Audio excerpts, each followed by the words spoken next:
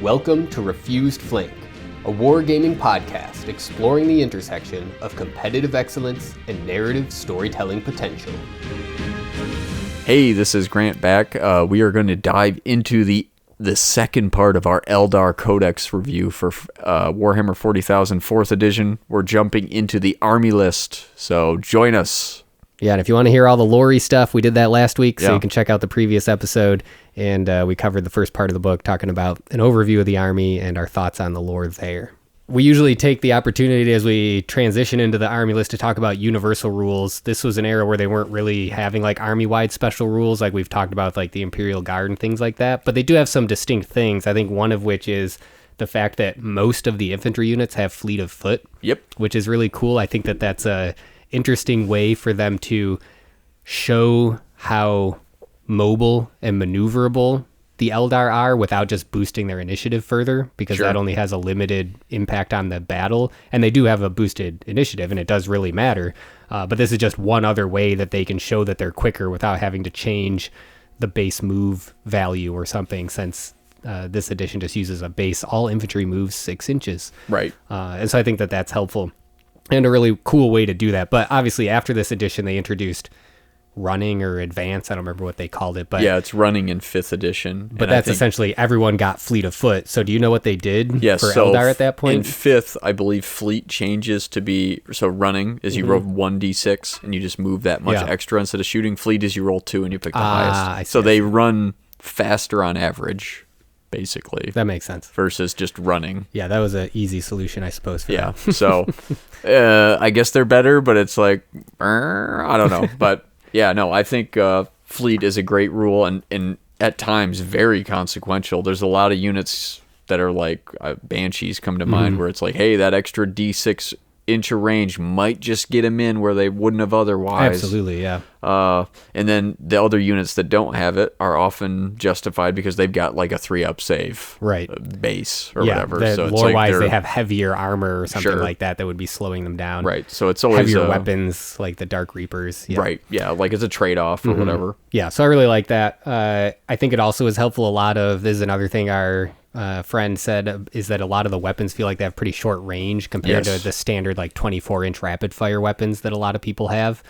And so being able to have fleet of foot is nice when you're out of range. You feel like you can do something still and keep moving, getting into that range. Whereas for like the orcs with their 18-inch assault weapons, they just, if they're not in range, they're just standing there, not doing anything, unless you're doing the wah that turn, of course. But yeah, so I think it's just helpful with a lot of the short range weaponry to feel like you can still keep moving, getting into position, that sort of thing. Is there anything else that you would say is kind of like the special thing to this army? That's like super unique to them without getting into individual units. I can't think of anything beyond that. They have pretty good leadership across the board. That's like just a stat thing. Yeah, but I would say like the Bright Lance, like lance weapons generally, are they in the Dark Eldar? But they're the only Eldar. people, right? Yeah. And so the idea with that is that any armor value on a vehicle over 12 counts as 12. Yep. So they have some lower strength weapons that typically would have a hard time piercing armor. It's strength 8 versus like 9 on a las cannon. But so if you look at like an armor 12 vehicle, a las cannon would be better. But against a Lehman Russ, now the Bright Lance is better. So yeah, absolutely. So I think that's another interesting, unique thing to the army that feels like they have this different technology. They have some like warp weapons too, like the D cannon and whatever. Shoot, who is it? They have a lot of guard, I think, have a they always like wound on 2s, and if it's a vehicle, they like glance very easily. Right, you just skip the armor penetration roll, and you just roll a D6 and find out if it's a glance or a penetrating hit. Right. And so I think that that's another really unique thing, that they have spent so much time, alive and just have such a long history, but have developed much more of a working relationship with the warp, where they have like the webway that they can navigate and things like that, but then also have weapons that utilize it. And if you compare that to, for example, the orcs, who have that one gun that the Big Mac can get, attack gun. Yeah, that is doing a similar thing, but in a way less controlled manner that can just do all sorts of chaotic things. It again just makes it really feel like this is a very ancient race that is much more mature, has developed this technology for much longer, and has a lot more control over their environment and the tools available to them. And I just think that's super cool. But yeah, other than that, I don't think there's anything really specific rules-wise that's sort of like an overarching special thing to this army. Right. I think their uniqueness comes in the actual loadouts and how the army is constructed and how the units work. Yeah. So before I guess we get into it, final thing I'll say is like, unlike a Space Marine squad or most Imperial armies where you have like a squad and then you throw special weapons in, Eldar was kind of ahead of the curve because I think that's where most armies are now in modern 40K, where it's like you buy the squad and everybody's just wearing the same stuff. Mm-hmm. So it's not like, hey, I had a guy with a missile launcher and 5 guys with rifles. It's like, we have a squad of guys with missile launchers. Or we have a squad of guys with melta-guns. Yeah. We have a squad of guys that do XYZ. So it's just you pick your role or whatever and you just slot in that thing versus like customizing individual squads to do X, Y, and Z. Mm-hmm. Which I will say bothers me in general. I think it works with this army because it feels distinct. It's annoying to me that nowadays it's just, I have a Space Marine squad of only flamethrowers, and that's just boring to me. I think it doesn't reflect how real world armies work. A little bit but yeah, I think it works here because of the lore, and they put the legwork in first to establish like, striking scorpions, they're like worshiping this, you know, they have a shrine dedicated to doing this specific task. So it's like, of course we're all going to do the exact same thing. So. And then you still have the basic Guardian squad that isn't like that does have normal shuriken catapults and a support and weapon. A heavy weapon. So you're right. But okay, no more further ado. Do you want to just jump into it? Yeah, let's do it. Okay. So we're going to follow, for those who own the book, we're going to go down in the order of the army list in the back, and we're skipping, I'm pretty sure we're going to skip all the super special characters and the, unless you feel differently, all of the, what are they, Phoenix Lords? Yeah. There's a lot of them. They're all very expensive. I'm sure they're great. Yeah, if you've listened to any of our other army reviews, we don't do special characters just because they're not our vibe in how we play, typically. But as always, if you really want to know our thoughts on it, let us know. Maybe we need to do a combo episode sometime where we do all the special characters from the books we've covered. Just go through every book, just across every system. We'll just do Lord Croak, and then we'll jump into Fuegan. Yeah, there we go. Okay, but we will be doing the Avatar of Cain. We talked about this before the episode, and it's not a special character because it is just an avatar. There's more than one of them. And I think that is a pretty good way to determine that it's not a special character. All the other special named characters are specific individuals that existed at a specific point in history for whatever reason. But the Avatar of Cain is a statue that just comes to life when they need it for war and they sacrifice somebody to it. Yep. But so we will cover that. Anyways. So going first, we have the Autarch as an HQ choice. This is like their Space Marine captain, chapter master guy. Pretty generic HQ unit. Yeah, he's weapon skill 6, ballistic skill 6, so those are both very good. But strength and toughness 3. 3 wounds, initiative 6, 3 attacks, leadership 10, and a 3-up save. By this time in 4th edition, when the army books were coming out, they just started giving characters invulns built in, whereas the earlier ones, you usually have to buy them. Get some war gear, But the guy was cheaper base usually. So, this guy... It's interesting. This whole book doesn't really have like a big war gear armory like a lot of other books have. It's all just built into the units. Right. Yeah, it's kind of just, there is no armory. Yeah. So maybe that's easier for new players, because I know the armory has been a source of confusion, at least that I've seen. Yeah. But this guy comes stock with a shuriken pistol, plasma grenades, and to go over those really quick, those are like aggressive grenades, but instead of striking simul when you charge into cover, it just goes back to initiative, which obviously almost always is in favor of the Eldar. Eldar is very good in initiative, so that's just, we're going to swing first.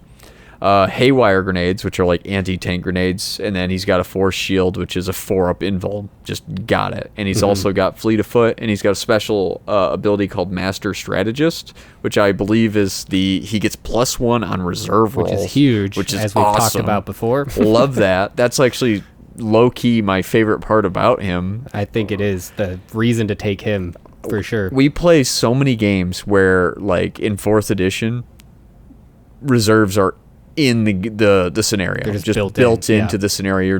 Very seldomly do we just have like lineup full whole army, line up full army. This guy just helps with that. I feel like to get stuff when you need it.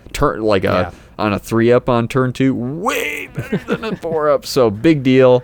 The funny other thing that Master Strategist does is it gives them a strategy rating of 4, which is like an archaic thing that was dying in 4th edition and isn't really used for much. There's some special scenarios that still utilize it and some other things throughout other publications that draw on that, but I think it was much more of a thing in 3rd edition, and so it's funny that still is just part of it. Yeah, I'm not sure. There's probably some scenarios that cite that I think there still are in some places, but we haven't interacted with it very much. Yeah, so. I think there's some special ones in the back of the book, but this guy, going back to the Autarch, he's got a ton of options. You can throw him with a warp jump generator. Kind of, basically, there's the gear for all the different aspects. You can like kind of set him up to be one. You can throw him on a jet bike, make him like a warp spider. You can make him like a swooping hawk. Yeah, and there's a little lore blurb earlier in the book when they're talking about him, where some Autarch is saying, you can only know the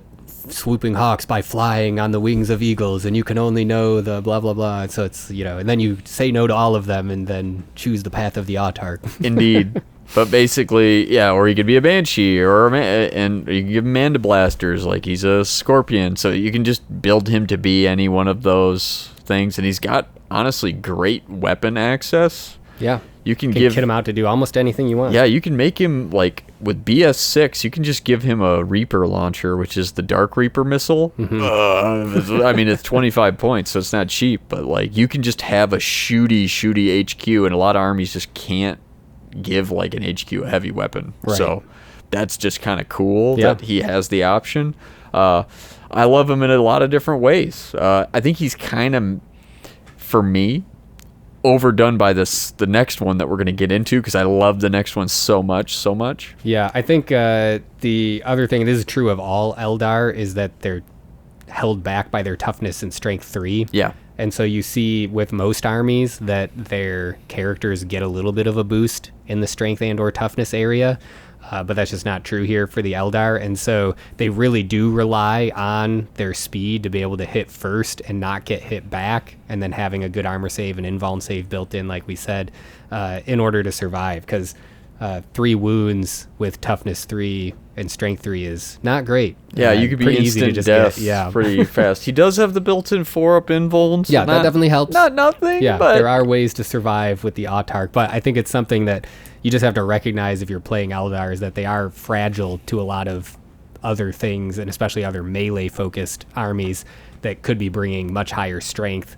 And if you don't kill them all, or enough of them, when you charge them, then they may hit you back harder than you're expecting. I think by the time you're done giving him everything, unless you keep him really cheap, he's going to be at around 100 points or more, depending on what options you're all giving him.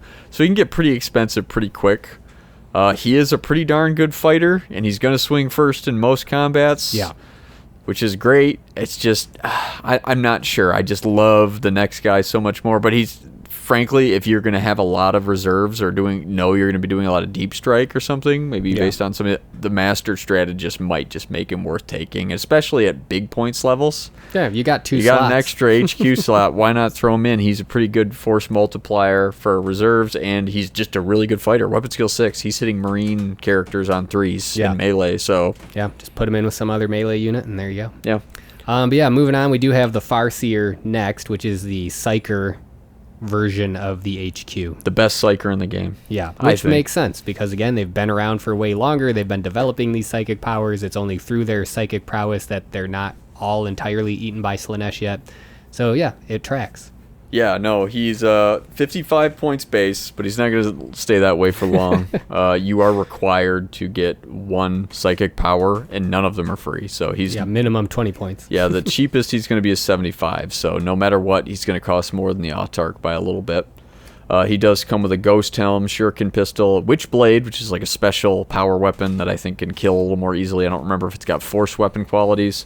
And then Rune Armor, so he's got a built-in 4-up invuln. But he has no armor save, so it's just a 4-up all the time. And that's that's great, but yeah, 4-ups are so whiffy-washy that I'm not like excited about it, but it's fine. Yeah, but still 3 wounds, which is nice to see. Sometimes you see non-melee characters get they'll fewer have wounds. less. Yeah, so that's nice at least. He does have the option to take a big like seer council and have like a bunch of warlocks with him. Yeah, and I think you can do like a super Death Star with that. Which we'll get into when we talk about. Because they all have psychic powers as well. Yeah, and you can stack buffs with them, and you throw all those guys on jet bikes. Sure, it gets really expensive really fast, but I could see that being pretty hilarious, actually, and how hard it would be to deal with. But big thing for this guy is he's leadership 10. He can very consistently get off psychic powers. He can hurt other people's abilities to get off psychic powers. Like really bad. Yeah, like quite hard. If he takes spirit stones, which is expensive, 20 points, he can do 2 per turn. And if we're playing a big game, I'm having a hard time saying no to that because the best part of him, all this is great, is all of his powers are great. Yeah, there aren't bad options. So many Psychers in 4th edition just have bad powers. I'm going to say it. I'm sorry. I wish they weren't, but they're very niche or very like you have to be in a very specific circumstance for them to pay off. Right. The Farseers just got like, we're going to re-roll all our saves. Yeah. And I'm like, oh my gosh, I wish. I mean, Space Marines fall down to their knees. They'd be invulnerable. He can be like, oh, we're going to re-roll all our wound rolls. Yeah. Oh, we're going to re-roll all our hits. Re-rolling all the saves is really helpful for this army since a lot of people do only have a 4+ or 5+ save. And so, it becomes meaningful, I think. Mind War is another really interesting one. You can essentially psychically snipe special weapon models, characters, and do a lot of damage potentially because it's a leadership roll-off. And the amount that you win by is just the number of wounds that you do, unsavable, which is crazy. Yep. I don't know what to say. And this guy, I feel like I described this in a chat when we were kind of prepping for this. I feel like this whole army, because when I was kind of formulating and thinking about, well, how would I build this army? I was like, it feels like it's like Voltron. We're taking all these different parts and we're sticking them together to make this big robot, but the Farseer's the head. He's the guy orchestrating everything because he puts it all together. All the little weaknesses he tweaks to then make them. It's like, oh, the Howling Banshees, they're only strength 3. Sure, they're power weapons, but they're not going to do that. Throw Doom on that target that you're about to charge. Now we're re-rolling to wounds. Now, it doesn't matter. Now our average damage that we're going to put out is just way higher. Just like he's just a problem solver. All these little weaknesses, he's just like, I'm just going to plug these holes. Yeah. And I'm like, oh, I love it. Oh, I love thinking about it. It's so good. No strength 9 las cannon, just Eldritch blast a vehicle and spin it around so you can shoot it in the rear that armor. Too, yeah. He can move things. Yeah, that spell is crazy. They're all awesome. And yeah, I could see him being a part of so many squads. I love the idea of this guy on a jet bike with like some shining spears or something. Yeah. Casting Fortune, or not, is it Fortune? Yeah, Fortune on himself for the rerollable. Then they turbo boost. So they got an invuln save, and it doesn't say armor saves. It says rerolled saves. So you get 3-up rerollable invulns. Oh, wow. So it's just like, shoot me, I dare you. And then they, get to move 12 and then charge another 6 the next turn as shining spears, which we'll get into are like pretty savage on the charge if they get it to happen. So there's like so many like gross things. Oh, I love the Farseer. He's great. Big fan. I think final thoughts. The only potential downside is, again, the way that he's described is that he's much better in melee than he ends up being with only 1 attack. He obviously still has a great weapon skill, and he's still got a good initiative. He can take some cool melee weapon options, but with only 1 attack, he's just not really going to do that much. And so I think that that's something that a new player might be hoodwinked by and think that because of some of those close combat options and the way he's described, he might be a little bit better than expected. Yeah, he is purely a buff character in like how he's going to influence the battle most of the time. Sure, he could just randomly snipe somebody with a Witchblade, like on the charge, I guess, if he has 2 attacks, but you're not counting on it. Yeah. So the weapon skill, I see it more as like defensively, like he's rarely hit on anything but 4s, so that's nice. Yeah. But Warlocks, so these are kind of interesting. They're referenced a lot later on, so I'm glad we're getting to them now. They're 25 points a model. You can take a unit of them between 3 and 10, and then again, oftentimes later, they can be taken as like HQ choices. You can only take them as a unit with the Farseer. Correct. Here, though, right? I believe so, Yeah. but they can. I'm sure I'm not doing a good job of explaining it, but they can be like little sergeants. Yeah, other for different units can take them as an upgrade, and they have all these same options. Yeah, which I think is really good, and that wasn't initially apparent to me reading earlier in the book about the Warlock unit. Yeah. And actually none of the other unit entries earlier in the book say that you can take Warlocks until you come to the later section and see that it's listed as an upgrade. So again, to get back on my soapbox briefly. Indeed. But yeah, I think that a lot of their powers really work best when they're put in with a squad like that, and so that they can give those extra abilities. And the cool thing about their powers is they're passive. They're just always on. You don't have to roll as a psychic test or anything. I love these so much. They're so great. Can we just go over the powers just ever so briefly? Let me flip to that page. But I know Conceal off the top of my head. I think that's the first one. That's just you have a 5-up cover save. I think like built in, even when you're out of cover. So that's just great if you have them plugged into a squad of I don't know, Storm Guardians or something. Mm-hmm. Maybe you took them. You can just run out. Don't care. Hey, I've got 5-up armor save. We're gonna die in drapes. Now we got a cover save all the time. It's like 5-up invuln versus shooting. Then after that, we've got the Destructor. That's just like a template weird blast weapon. That's the one I'm least excited about, but it's still okay because frankly, it's a heavy flamer.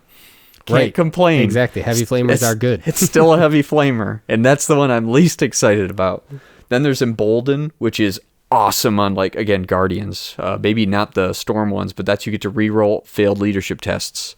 So if you're in the back just doing heavy weapon stuff, throw him on there, maybe for 25 points, and then whatever this costs. Mm-hmm. Now that unit is way less likely to rout on an 8 rerollable.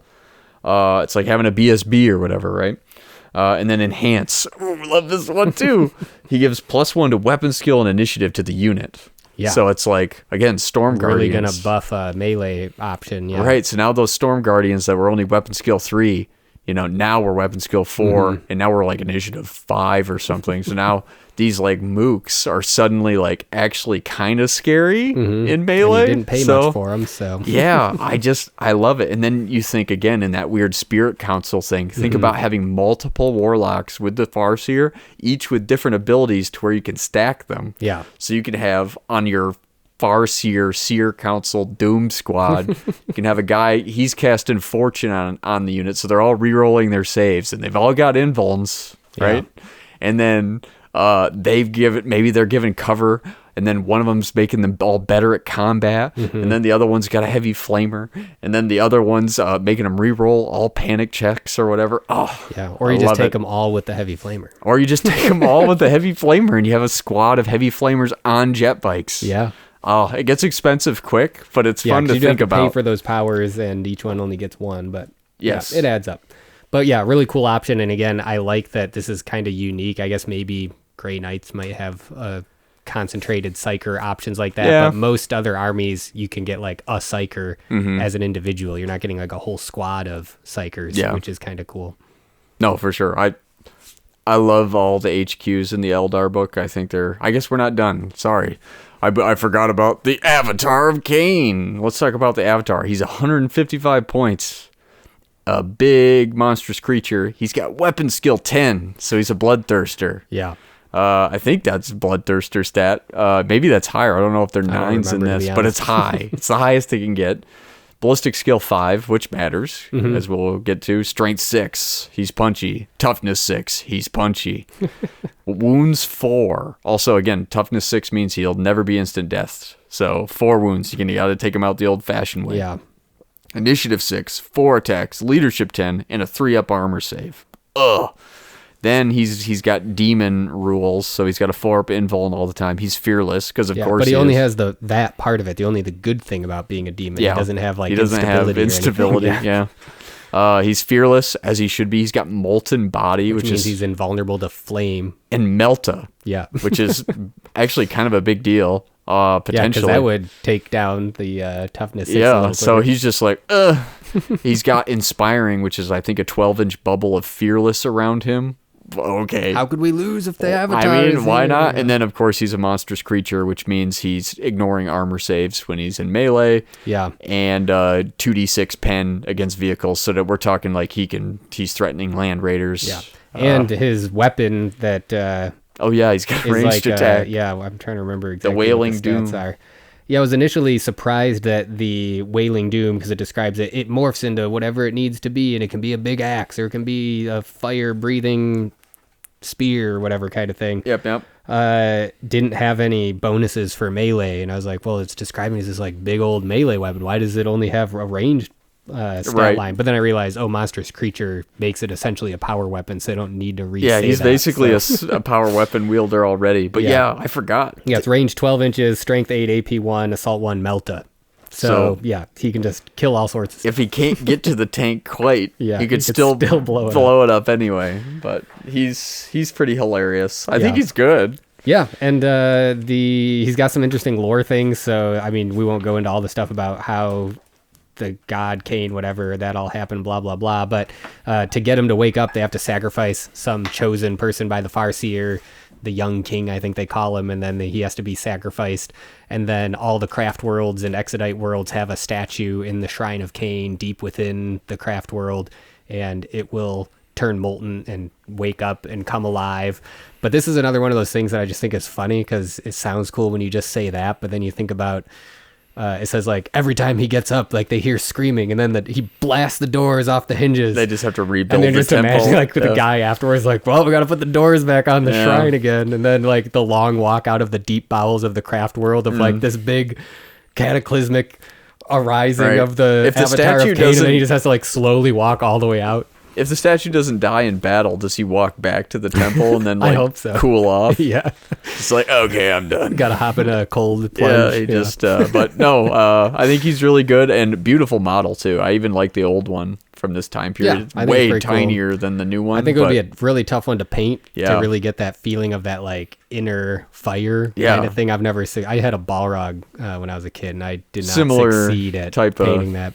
But I think you could also do some interesting things modeling wise if you wanted to make a custom one, because it's described as this statue on different craft worlds, different Exodite planets, that you could just imagine, okay, so like what is their vision of what the Avatar of Cain is? And you could have a totally different thing, especially if you were doing something a little more wood elf themey with your Exodite planet. Like maybe he's more of a stone or wood golem, kind of thing. He's so a burning that could be a lot of fun. A burning tree would be awesome. Yeah.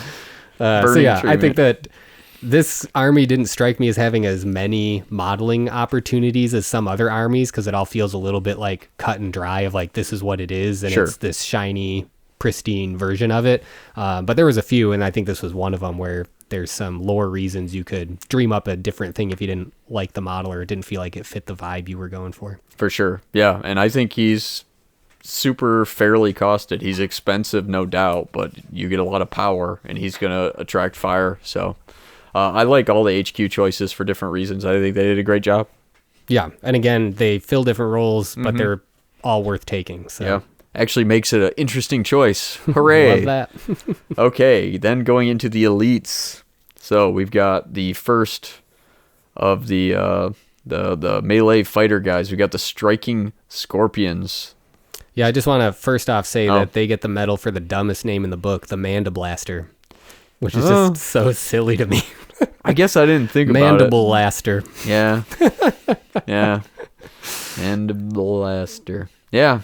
It's I think goofy. the Dark Eldars have something that does the same thing, where it's got pistols built in, but they call them Tormentor helms. I don't know what's worse or better. They're both kind of hokey, aren't they? Yeah. But yeah, no, I'll give you that. They are weapon skill 4, ballistic skill 4, strength tough 3, wound 1, initiative 5, which is pretty great. 1 attack, leadership 9, love that, and 3 up saves. So these guys don't have fleet. Just want to say that out loud. And that's because of their heavier armor. Yep. I think it's also worth pointing out as we talk about the stat line that their basic chainsword gives them +1 strength. Yep. So they're effectively strength 4 unless you change that loadout. Yep. Which I think that with the armor increase sets them apart from Howling Banshees sufficiently to where units that could otherwise be kind of stepping on each other's toes really still feel quite different. And I didn't say it. They cost 16 points a model, which, as you noted, so do Banshees. so they cost even the same. Yeah. So it's like, yeah, these are melee squads that cost the same, do very kind of, but they have two sides of the same coin.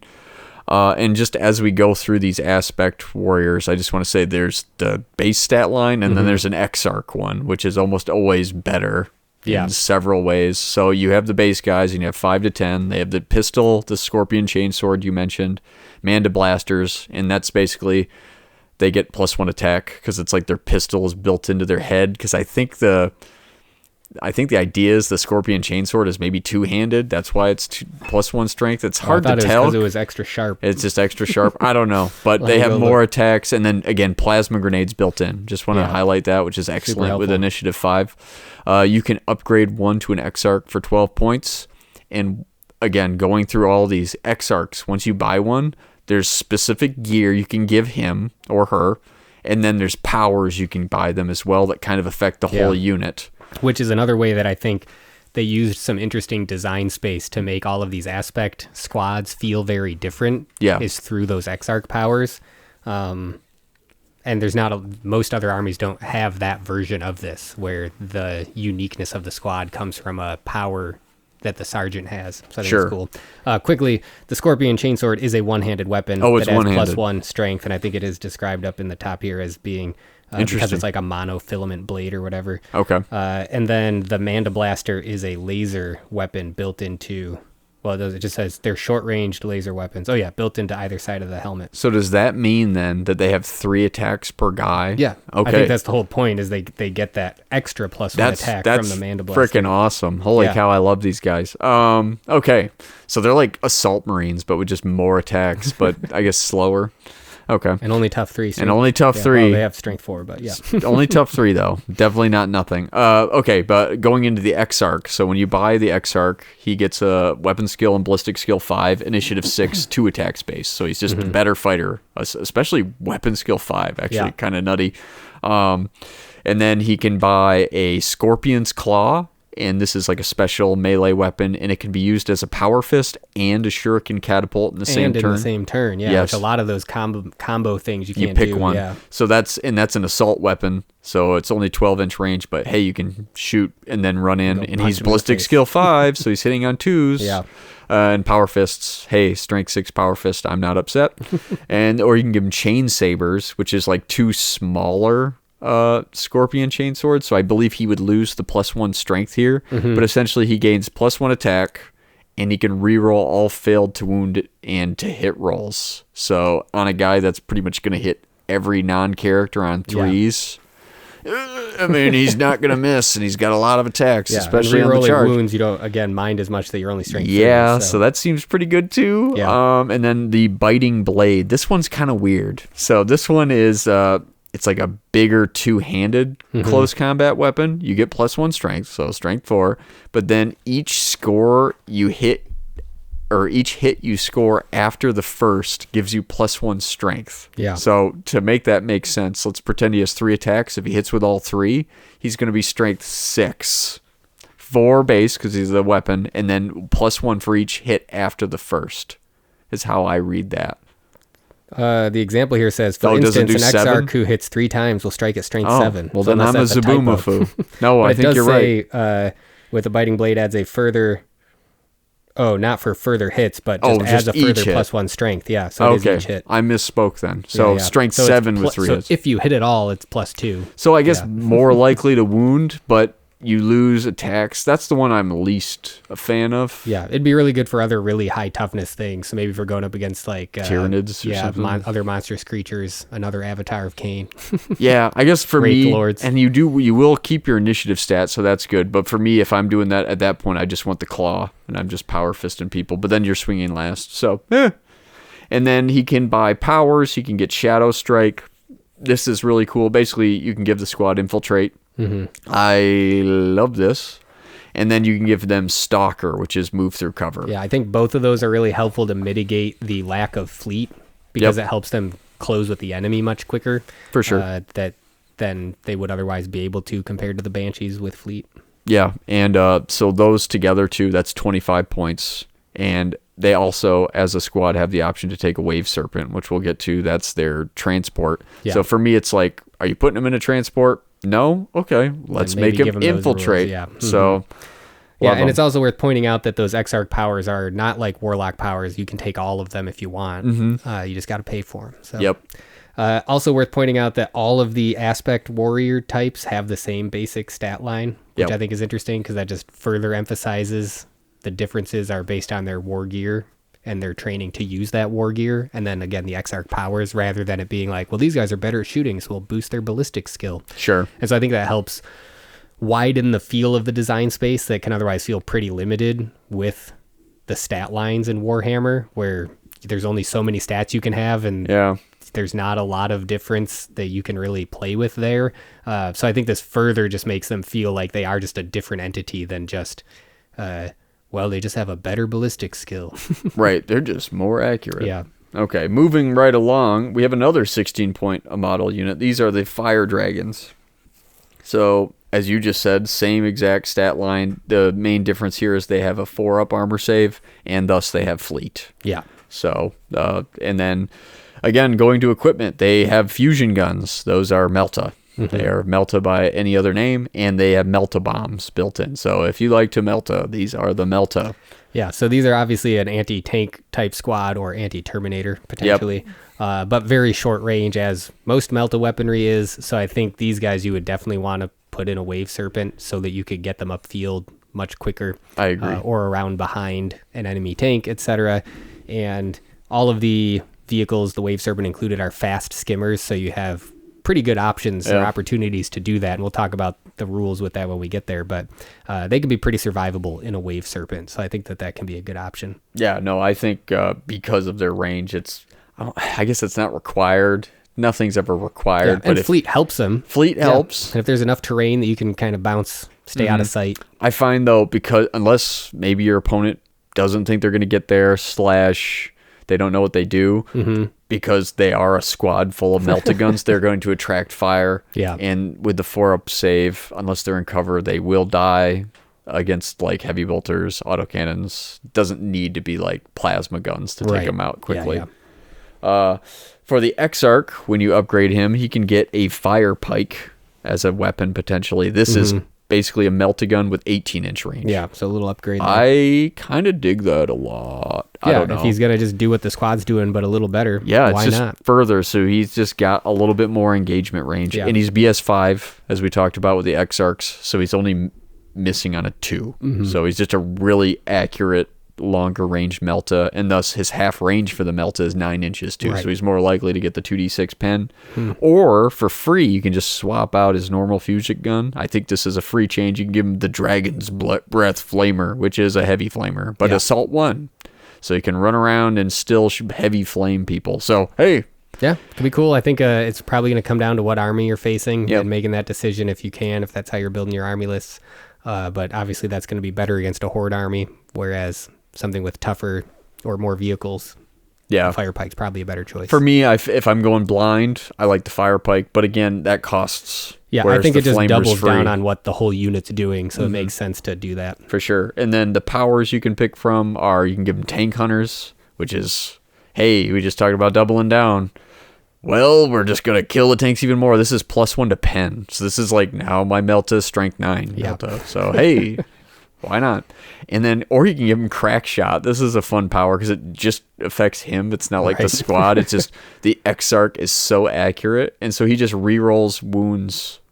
So you're shooting at a Terminator, hey, and you're wounding on a 2 anyway. Now those 1s, you just don't. Yeah, rerolling wounds with that kind of strength. You just don't is crazy. Not wound anymore, I guess. So can you still use that when you're wounding with the heavy flamer? That's kind of funny. I'm a crack shot with a gout of flame. It doesn't say not. So and it does say you can't make cover saves too. That's kind of a big deal with AP1. So.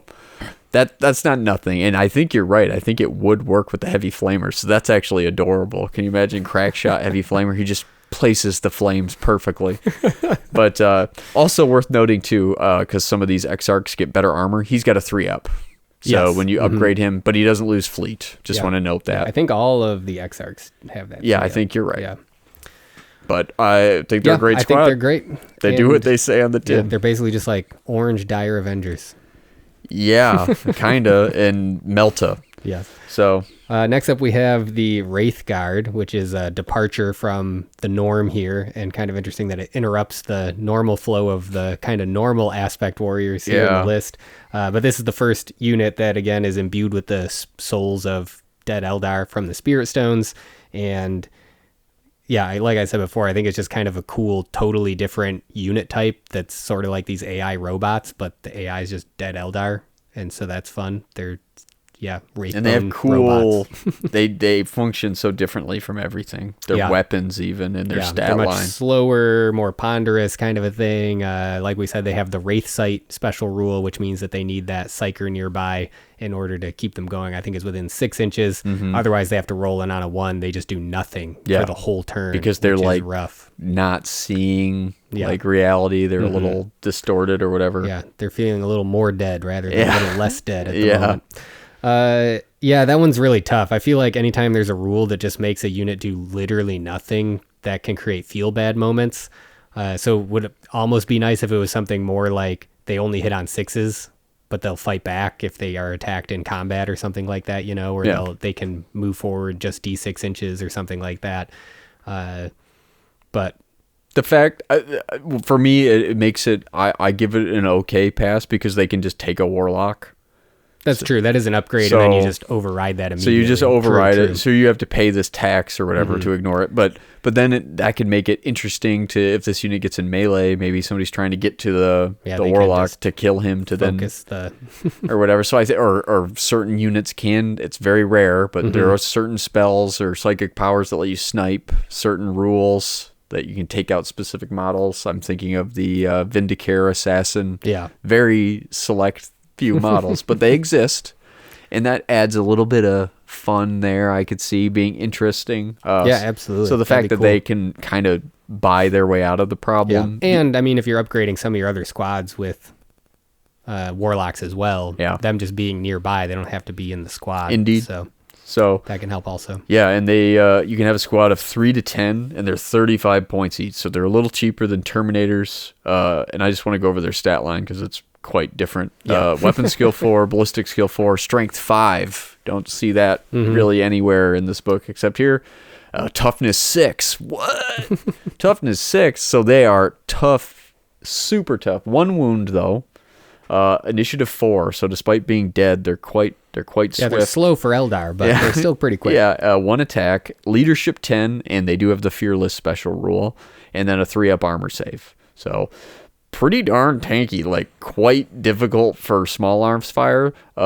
Bolters wounding on these guys on 6s, and then they still get a 3-up afterwards. Yeah, it makes up for being a 3-up, not a 2-up like a Terminator, or not having the involved save, just because that high toughness can be really difficult to crack without specialized weaponry. Yeah, and this is too where you think of the warlock, maybe you take the conceal power, and then now even against those AP 2 or 3 weapons, maybe you're still getting a 5-up cover save in the open. Don't hate it. And then their gun, the Wraith Cannon, is 12-inch range, I believe, assault 1. I'm going to double check to make sure. It's essentially the D cannon, but in a portable version of it. Right, and so it always wounds on 2s. Do you remember the AP? Is it AP 2? Instant death on 6s. I can't remember what I have that written down, but live. Flipping. See, we shouldn't have to flip like this. Indeed. AP2, AP2. So if now obviously the big negative is 12-inch range. These guys aren't fast either. But you can put them in a wave serpent. You can put them in a wave serpent if it's 5 Wraithguard. Yeah, they take up a little more room than so normal. They're like double, but you can put 5 Wraithguard and a Warlock in one Wraith Serpent. Just want to note that. So honestly, though, I don't know if it's required because they're so tanky anyway. Yeah, it would just take them a while to get there because they don't have foot or anything. They could just be like bullet magnets for other things. So I could see them being a part of a list that maybe kind of get in your face. And this is just one more thing that they have to worry about. They're like, and they might be firing things that would normally be shooting at your vehicles. Right. But now they're not. So things in vehicles are getting... You've got infiltrating, striking scorpions. You've got these guys. And you got banshees zooming up in a wave serpent or whatever. So I could see it's like, oh, what do I shoot? Yeah. And then when they're shooting at armor, they always get a glancing hit on a 3 or 4 and a penetrating hit on a 5 or 6. That's so they disgusting. don't roll for the armor penetration. These guys just ruin vehicles. But again, short range. Yep. So they got to get there. But they've got options for it. So I think that's good. Yeah, I think they're really cool. And I love how they look. So yeah, they're very cool models. Little baby Wraith Lords. Yeah, I know, but right? still big. Yeah, bigger than an Eldar, smaller than a Wraith Lord. Yep. And then moving right along back to the Aspect Warriors, we have the Banshees, the Howling Banshees. Yeah, love how these models look. Very iconic, I think, with that bone color armor and the red plumage. Just very striking. Yeah. And I think there's like green accents in the traditional scheme. Is that true? Maybe. Maybe I'm misremembering. But they're, same stats as before. I will note 4-up saves, and they do have fleet. They come with a Banshee mask, a Shuriken pistol, and a power weapon. The Banshee mask basically allows them to, I believe it's just regardless of what's going on, the first round of combat, they just swing first, or is it just always initiative, and theirs is 5, so they're going to swing first? Basically, they're swinging first. I think they are initiative 10 on the charge. That's what it is. Okay. Yeah. But basically, they're going to swing first. Yeah. In like almost every circumstance, Banshees are swinging first. Yeah. So, and they all have power weapons. So very few units in games can do this. We were talking about the Burna boys and like the Orc Codex.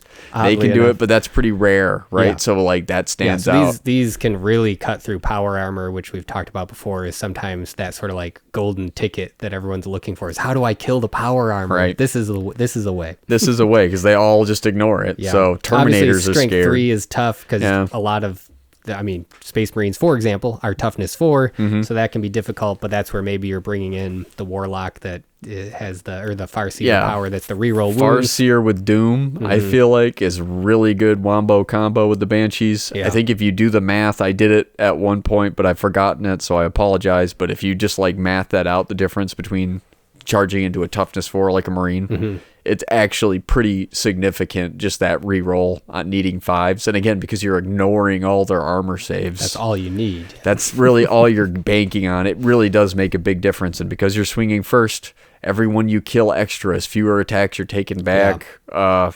It pays dividends. So, and again, fleet. So when they do get out, they can move a little bit faster if they're moving on foot. They can only go squad sizes 5 to 10, which has been pretty much consistent most of this time. The Aspect but Warriors. You can't have like a big horde of them. Just wanted to note that. Yeah. Exarch. You got a couple options for weapons. The big one that I like is the Executioner for 10 points. So this is like a 2-handed power sword, and basically she gets +2 strength. Yeah, which helps overcome what we just discussed. Yeah, so that's like... but it is at the cost of an attack, like we talked about with the Striking it's not Scorpion, free, but I like it just to give them a little... It's like almost like a Power Fist knob or a Power Claw knob. It's like, that's a little bit of extra insurance that I'm going to consistently get at like least one something, for sure kill every time. Yeah, that's a good point. Or you can go Mirror Swords, which reminds me of the Chain Sabers from the... extra plus... just attack. More attacks. Just how about we just double down? So not a bad idea. Or you got this cool one. I'm not sure if I'm going to say this right. Triskel?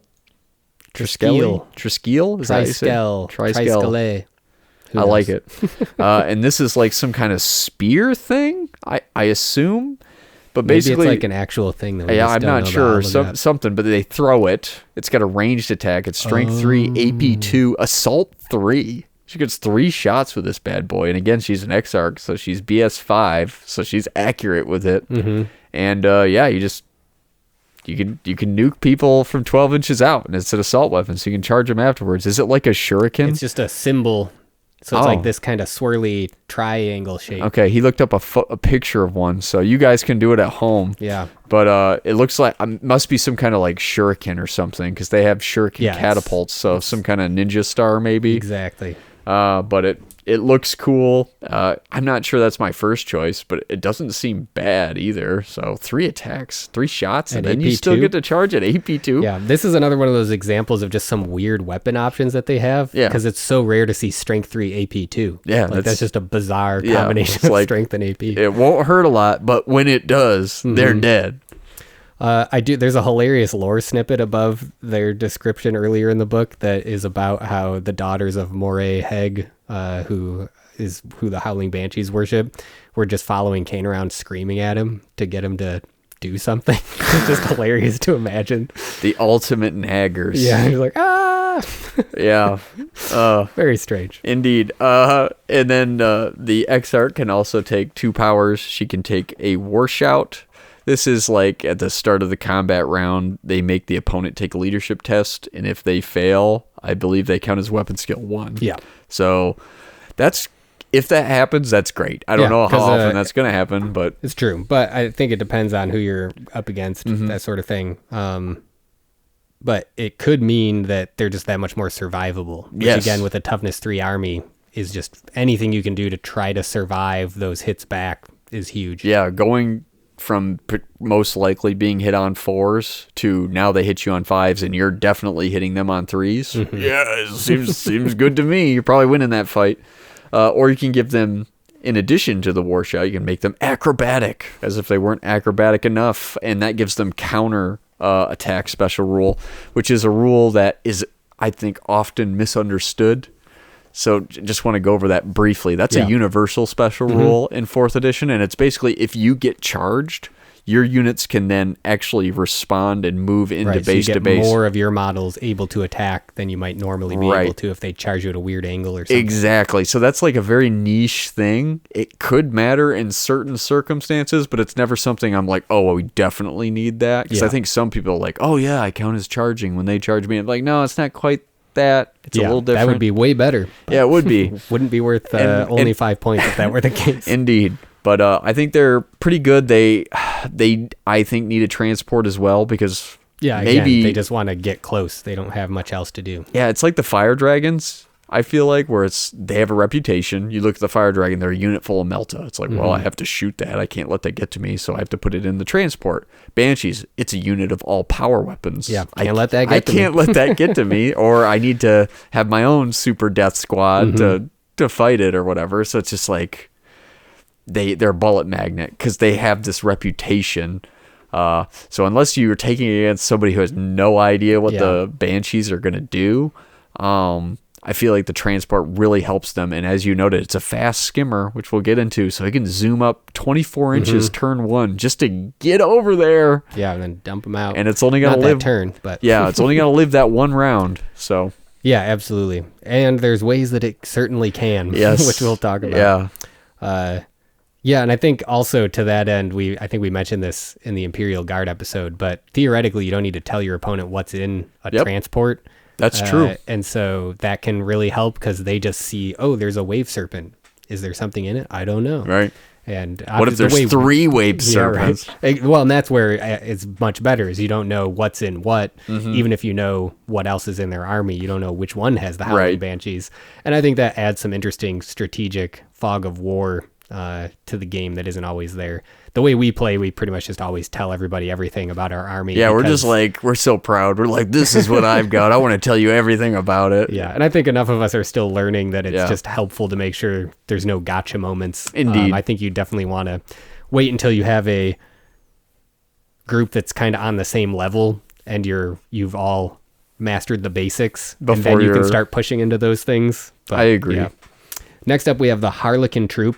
Ooh. Which is kind of a wild one. There's a lot of things going on here. Good golly, yes. Hot take for me, it's honestly my least favorite unit in the book from a visual and lore perspective. I know some people really love these. For me, it's just not my thing. Just doesn't really do it for me.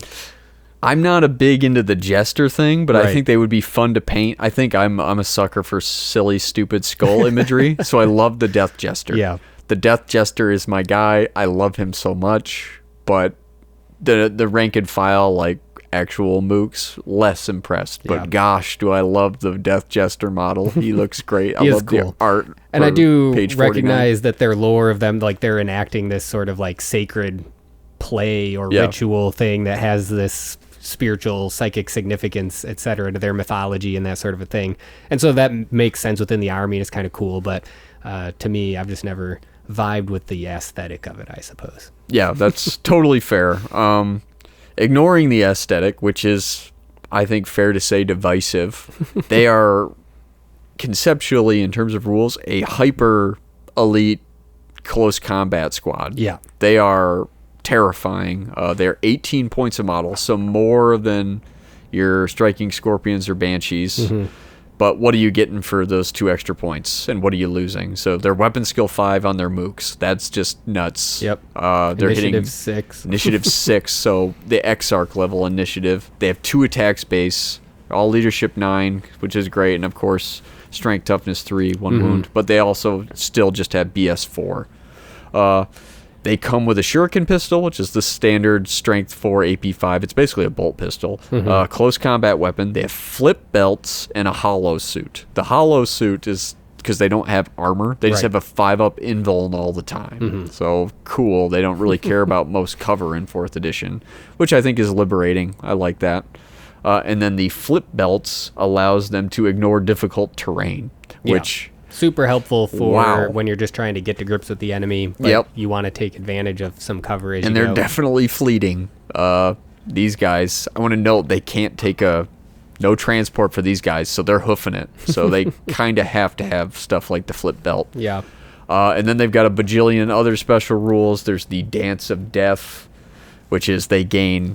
They call it Furious Assault here. I think that's a mistype. I think they meant Furious Charge. Yeah, that's how I read it. So I'm going to assume Furious Charge, which means they're going to get another initiative. So initiative 7 and strength 4 on the charge. Excellent. And they have Hit and Run, which is a rule that I love and is near and dear to my heart. Yeah, and it's interesting seeing it on a non-jump pack unit because you move 3d6 afterwards, and this is just a normal infantry unit. So they're going quick. They can go quick, so they can get in. You know, if they don't wipe you out or whatever, if they're very kind, you stick. And then on your combat, if they don't wipe you out there, then they can hit and run out 3d6 in a direction. Then that following turn, that's their activation, they can move another 6, fleet if they want to, and then charge you again and just keep doing it, rinse and repeat. It's kind of gross once it does happen, if you can ever orchestrate that, but very good. They also have a bunch of crazy options. They can take fusion pistols, which are Melta pistols, which are like 6-inch range ones, which is kind of weird, but it's strength 8, AP 1, Melta, so hey. Might not be any Terminators left to kill with your sword. Yeah, you might just shoot them with, I think they can have 2 guys with those, but that allows a unit that would otherwise be basically unable to hurt, say, a walker or...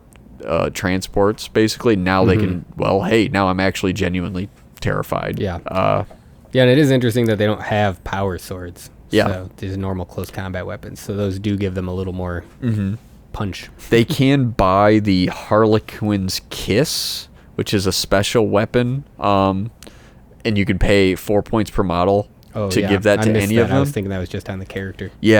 So you can make these guys good golly, sir, expensive. So then they gain rending.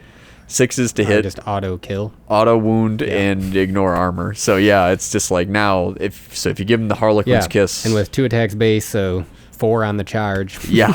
So you're probably going to get some 6s. Probably going to get some 6s. And then they also have 2, or rather, I guess it's 3 character versions. They have a Troop Master, which is like your typical, just better guy.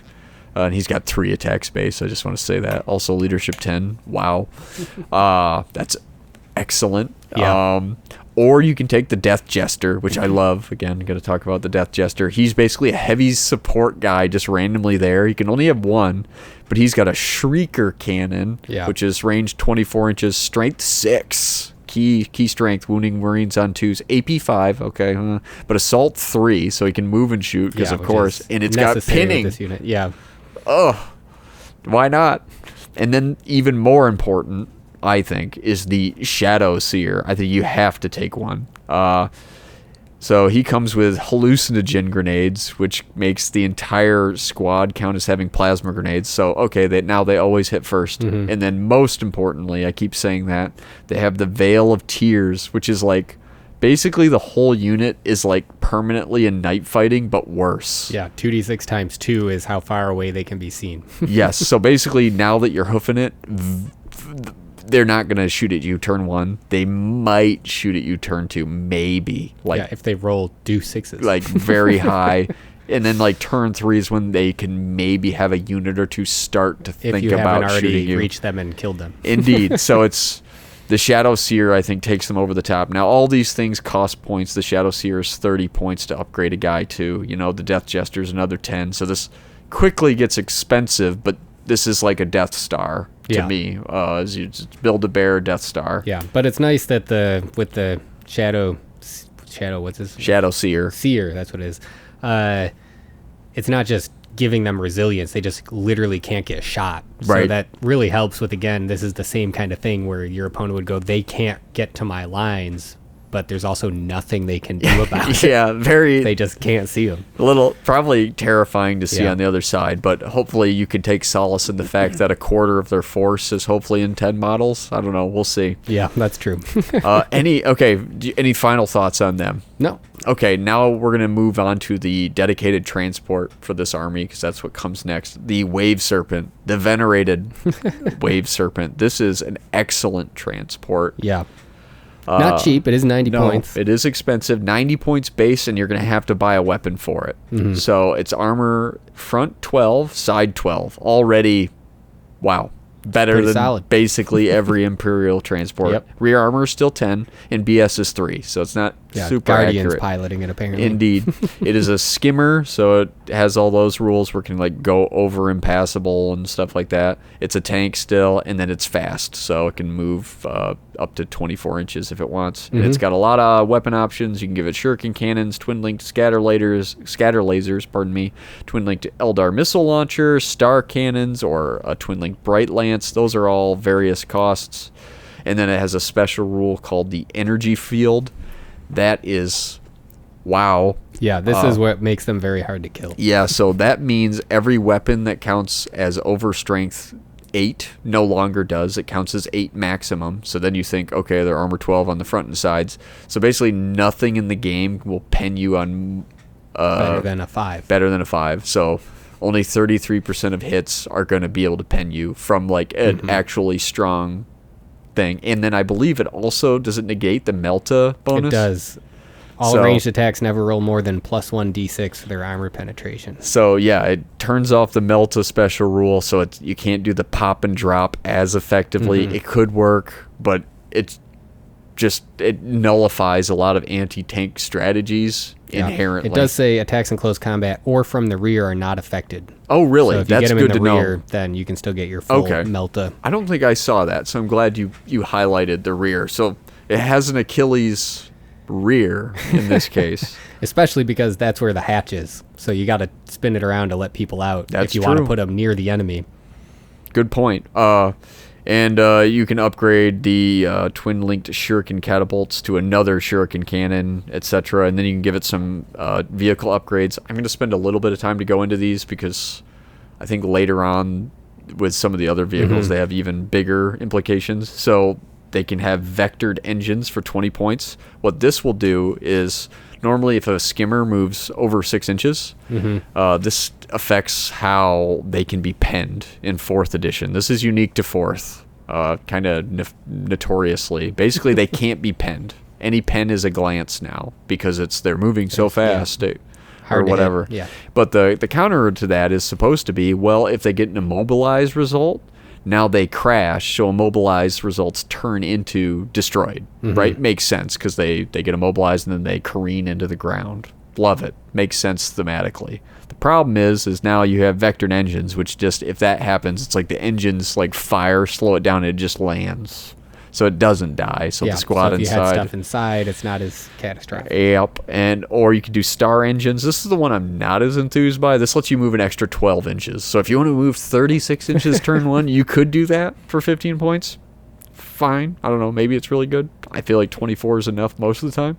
Yeah, it feels like just insurance for if deployment didn't go your way or if it's like coming in from reserve or something. You've got Maybe more. like turn 6 to like snag an objective. That could or also something. work. And then there's spirit stones. This is extra armor by another name. Yeah. So turns stunned into shaken. Yeah. So you can still Which move. I think is really helpful because especially for a transport, all you care about is moving. Keep it cheap. Yep. Don't put a really expensive weapon on it. You're just trying to get guys across the field to dump them like you're striking scorpions or banshees or whatever. So I think that's a really helpful one to take. And it's one of these things where any one of these upgrades all in isolation, I don't think are like that. They're good, but they're not like wow. But all together, taken together, the fact and with you only being able to be glanced. Yeah.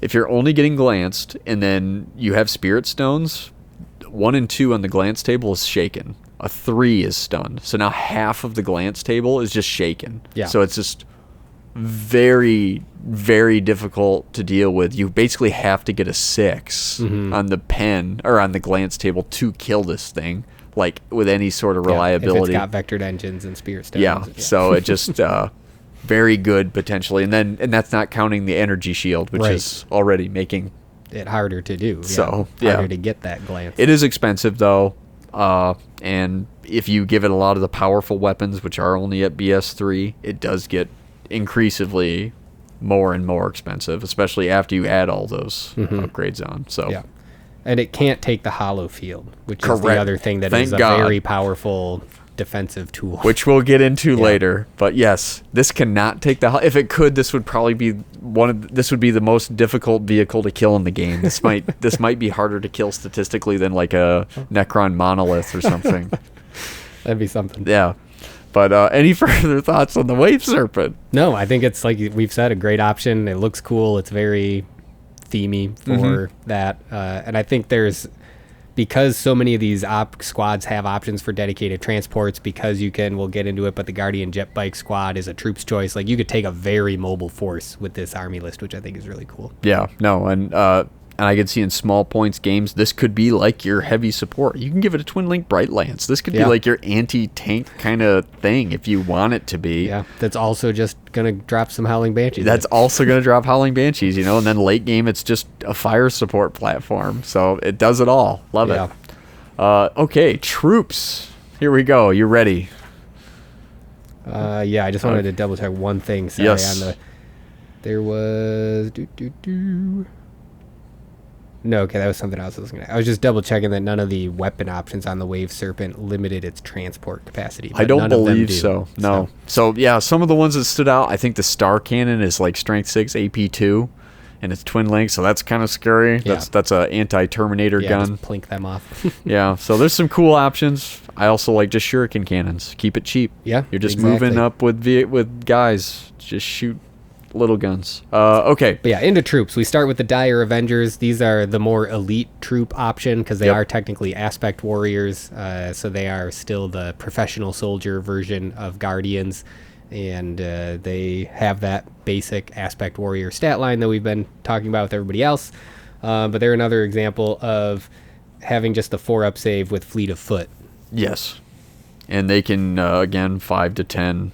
Leadership 9, all that. Yeah. They have a unique weapon, the Avenger Shuriken Catapult, which is just a Shuriken Catapult, but with 6 extra inches of range. Yeah, which makes a difference. It's basically a slightly better Shuda, because Shuda's AP6, I believe. These are AP5. Yeah. So, and on a BS4 platform instead of BS2. So, yeah, you just think that through a little bit. Yeah, pretty good.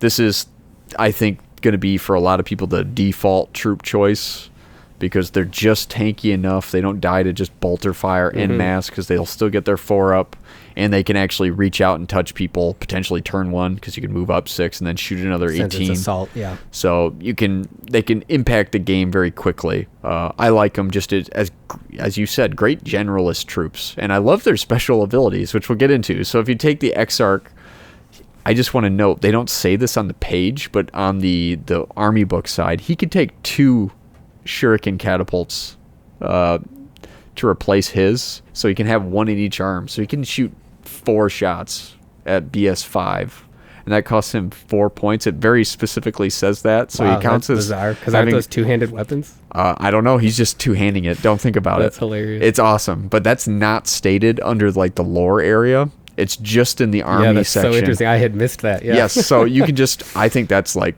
for me, that's what I'm going for, because I just want more bullets. Yeah, but that's whatever. Awesome. Or you could give him like a dire sword, which is like a power weapon. So if you want to be a little more fighty, I mean, he is still an Exarch, so he's weapon skill 5, so he can be chopping with the best of them. When they take a wound, they have to take a leadership test, and if they fail, they just die. It's like instant death. Yeah, that's pretty potentially gnarly. Another option is the Shimmer Shield, which I also like.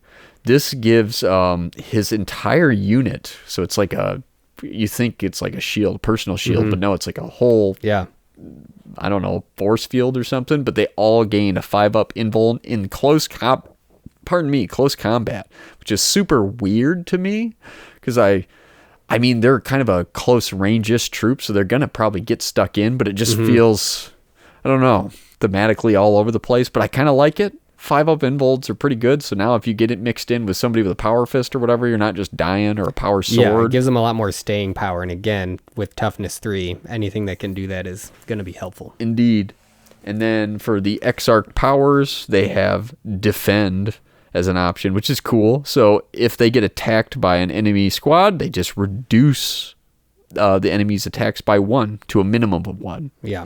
So... on a model-by-model basis. Indeed. So that could be a lot of attacks, like if you're getting hit by orc boys or something. Yeah. So just, again, they have this kind of like theme of like they're getting up there, they're shooting you down, but then they receive the charge, but they're like a bulwark almost. Yeah. They have all these advantages. Surprisingly resilient. And then, I love this one so much. This is like me. Blade Storm. Oh, that's so silly of a name, but I love it. So it's basically everybody gets to add 1 to the number of shots they fire. And they just empty the clip. Yes, but then they can't shoot next turn because they have to fully reload. But man, oh man, do I love that so much. Can you imagine? And then you add, he's got 4. So it's like your Exarch's got 5 shots. Yeah. And because you have to get so close to shoot, you probably aren't going to need to shoot the next turn anyways. Right, just charge them afterwards. Yeah, or you get charged or in either way. Charged, so I think it's a really interesting option to consider. And having just played muskets and tomahawks, it just makes me think like, oh, we're firing black powder weapons. We better get some cotton out to show that they just fired and still need to reload. There you go. But no, I love that ability. Blades, it is 15 points for both of those, Defend or Blade Storm. Isn't cheap. Yeah, so I mean that's more than a guy, but hey, that Blade Storm 1 turn, that's more than one guy you're going to kill extra, I hope. So. And it is interesting that it's a static cost, so it's more efficient the more guys you have in the squad. So probably only worth taking like ideally if you got a full 10 on squad, and honestly that's probably how it would take these guys anyway. So so great unit, and you can put them in a serpent. And they're just look like guardians with cool plumage on their helmet. Yep, better armor, better all the time. Next up we have Rangers, which is cool that they're a troops choice, because it seems like something that would be more elite since they're this sniper unit, and they can be upgraded to be even more special. Yes. If you give them the Pathfinders? Correct. Yeah. Which is interesting. That's the sort of thing that would seem like if you do that, they count as elite now or something, but they don't. Yeah, no, you just have a bunch of Pathfinders. And it's any squad, not just 1 per army, which is another common limitation that those types of upgrades often have. Yeah. So these are the sniper that every sniper in the game wishes they that were. It actually was. Yeah. So, tell us what their Ranger long rifles do. Yeah, so they are basically a sniper where they hit on 2s, but is it the to wound roll or is it the to hit roll? Now I'm going to have to double check because I don't want to say it wrong. It is any shooting roll to hit. So any to hit roll, it's basically like ranged rending is the way I want to look at it. They hit you on a 6. The shot that goes through is AP1. It's not quite rending because you still have to roll the wound. But the problem with snipers, frankly, most of the time is because even though you're hitting a lot, they wound on 4s no matter what or whatever, but then everybody's getting their armor saves. So against like Marines and stuff, it just doesn't... not likely to get it doesn't feel super great. Here, it's just like, well, I might just headshot you through the lens or whatever in your eye. And it's like, oh. And then if you make them Pathfinders, that's on a 5 or a 6. Yeah.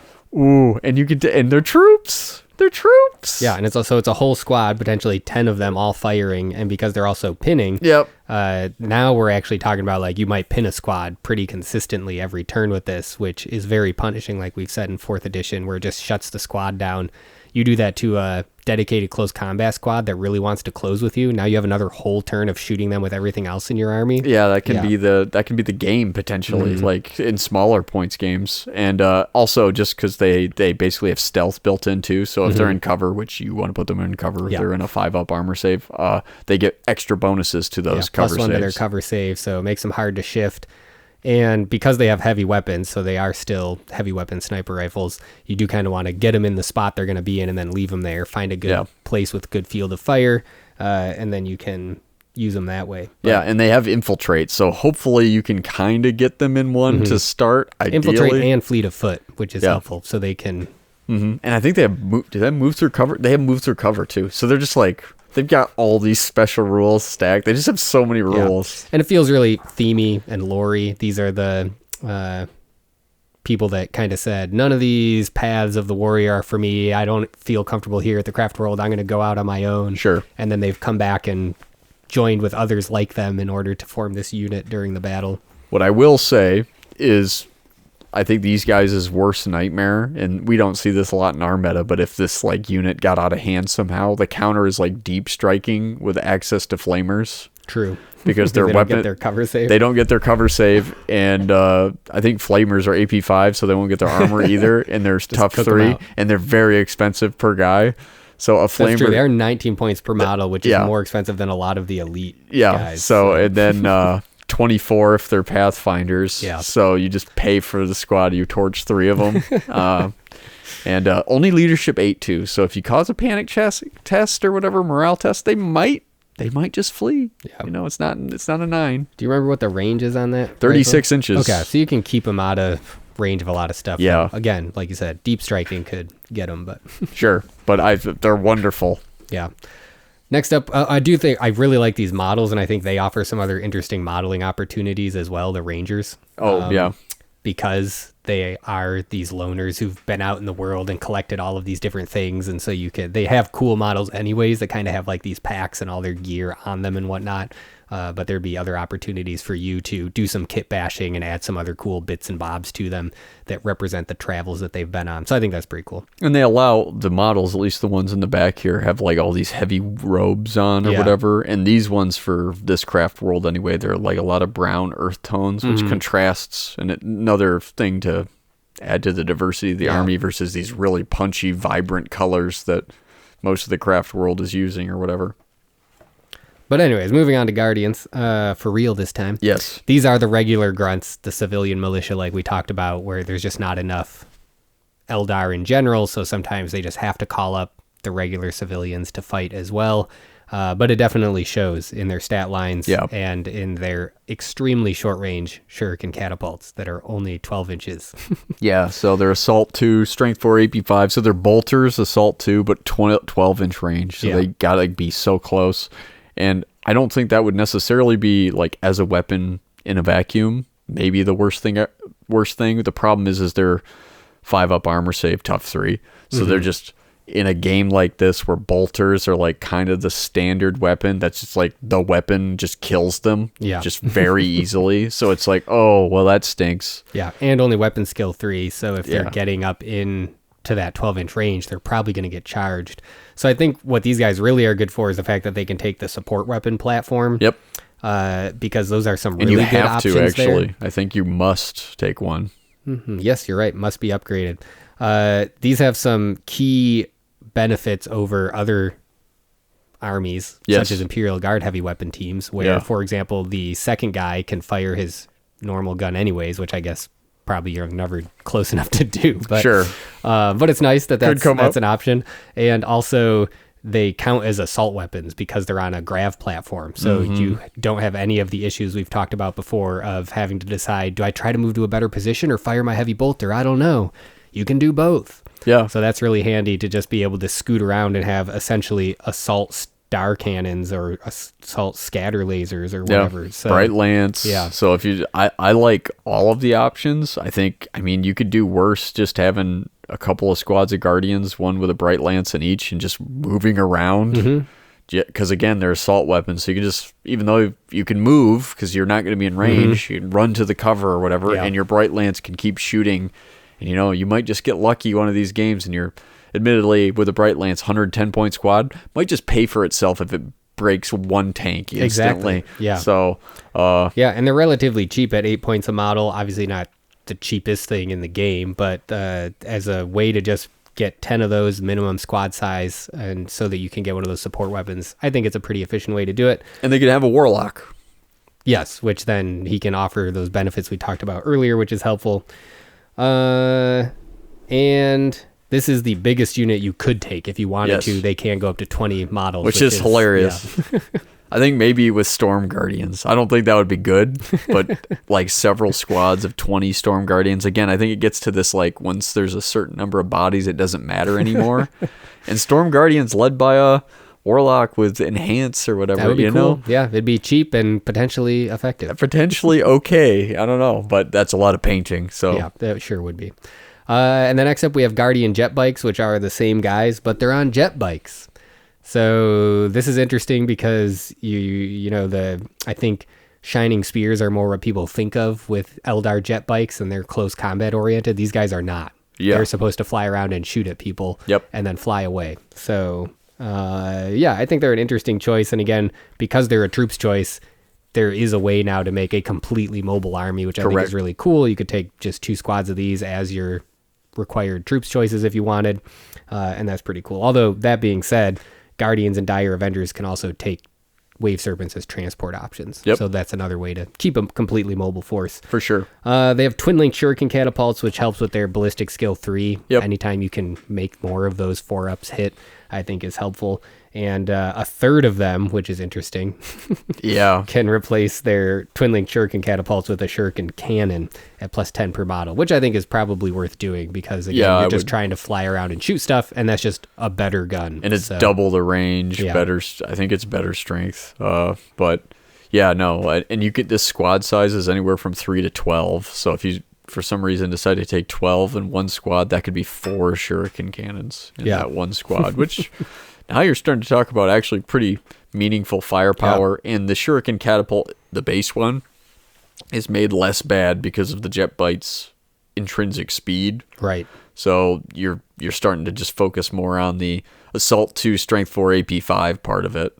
So I like it. And then jet bikes are awesome because the turbo boost, and I want to note that unlike the normal Foot Guardians, these have a 3-up save. So they're Marines defensively. And toughness 4 because of the bike. Yeah, so they're Marines defensively, and if you turbo boost, that 3-up goes invulnerable. So I know I've seen games where these guys have tanked a lot of firepower. They've been shot at by Lehman Russes, tons of heavy bolters, all sorts of stuff, and they will take surprising punishment given their point cost. The converse issue or whatever obviously is that if they're turbo boosting, they're not shooting anything, right? But in the right situation, that can be enough. So they're very good, I think. Yeah, I think it's great. And that rolls us right into fast attack and starting with Shining Spears, which are sort of the aspect warrior version of Guardian jet bikes. But like I just mentioned, they are kitted out much more specifically for close combat. And overcome their foot slogging brethren's problem of getting to grips quicker because they have jet bikes, so they can just fly in there, which is pretty great. Indeed. Yeah, no, they have some pretty unique weapon choices, and they've got a lance that when they charge, I believe they count as strength 6 power weapons. So that's, again, I say strength 6 is the magic number a lot, and that's just because there's a lot of toughness 4, and you wound it on 2s. So that's great. So you're wounding it on 2s, and they get no armor save. Again, great against Terminators, as long as you can survive the fusillade of assault cannons on the way in. Yeah, so just get in there, or Marines just in general are very scared of this. The laser lance itself can also shoot. It's only a 6-inch range, though. Yeah, so that just feels more like if you didn't quite get close enough, I guess there you go, you can shoot that. Otherwise, it seems weird that you would fly intentionally 6 inches away and shoot They are something. assault weapons, so if they're not quite in, you can fly up to just within 6. You shoot your lances and then That's true. I guess there's never 6. A situation where you wouldn't be able to charge after firing them. Right. So theoretically, it's just good. Also, I think it's cute. It has the lance rule. So it's like a bright lance, and it's strength 6. So because the armor can never be better than 12, it can theoretically kill a Land Raider. Exactly. It's unlikely. It can glance it and then roll a 6. It could happen. So that's kind of cute. And then as normal, you can give them an Exarch, and you can give him a Star Lance, which is basically the exact same thing, but he's strength 8. So now we're talking instant death on Marine characters now. Now we're getting exciting. And now we're talking like actually like really threatening vehicles potentially too. Yeah. So seems good to me. I would have a hard time saying no to that. How much does that cost for the Star Lance? 15 points at this. I would take it. Yeah, strength 8 is pretty great. And then he has some powers you can give him. One is Skilled Rider. That's you can reroll dangerous terrain checks. That's if you think you're going to be interacting with dangerous terrain as a jet bike or a bike you're going to be flying into there. I'd have a hard time saying no. It's only 10 points for the squad. But for me, I feel like you can play around that a lot of the time. But I guess depending if your target is in cover in hot terrain, you gotta deal with it. You don't want to lose your 35-point jet bike to a 1 roll, right? You know. But it is what it is. And then they have Withdraw. This is a much more expensive upgrade, 25 points per squad, and this gives them hit and run. Yeah, kind of like feels like a great option for these guys. Oh my you don't really want to be stuck in. You want to be getting that charge bonus. Yeah, you just keep charging over and over again. Guns again every time you go in. And again, I'm going to repeat like a Farseer with this jet bike squad or the other one too with Fortune. I feel like is maybe an obvious combo, but seems very good. Just hey, he's in there. He's just casting Fortune every turn. And now these guys especially, they don't care about turbo boosting as much because they weren't going to be shooting that much anyway because there's 6-inch range. So they're just like 3-up rerollable invulns. Like, can you kill me? If not, okay, I've got an 18-inch threat range next turn, and I'm going to hurt you. Yeah. So seems very good to me. Yeah, I think their biggest limitation is just the max size is only 5 units for the unit, and so they can't get a lot of them. Yeah. But I think just those 5 will pack plenty punch on their own. Yeah, I think that was if you could have 10 or 12 like the normal ones. I think that would be like actually a problem potentially. I don't know how you'd stop that, but be certainly powerful and expensive. Yeah, because they are 35 points each, so almost Terminators. Next up, we've got Warp Spiders. Love this. Yeah, these guys are really cool. They're my favorite. I love the idea of them. I think their models are not my favorite models. I do like them, but they're not. I think thematically they're my favorite. Thematically, I agree. They're awesome. The fact that they can do these like short warp jumps and just be blinking in and out of existence, which essentially just counts as them having jetpacks.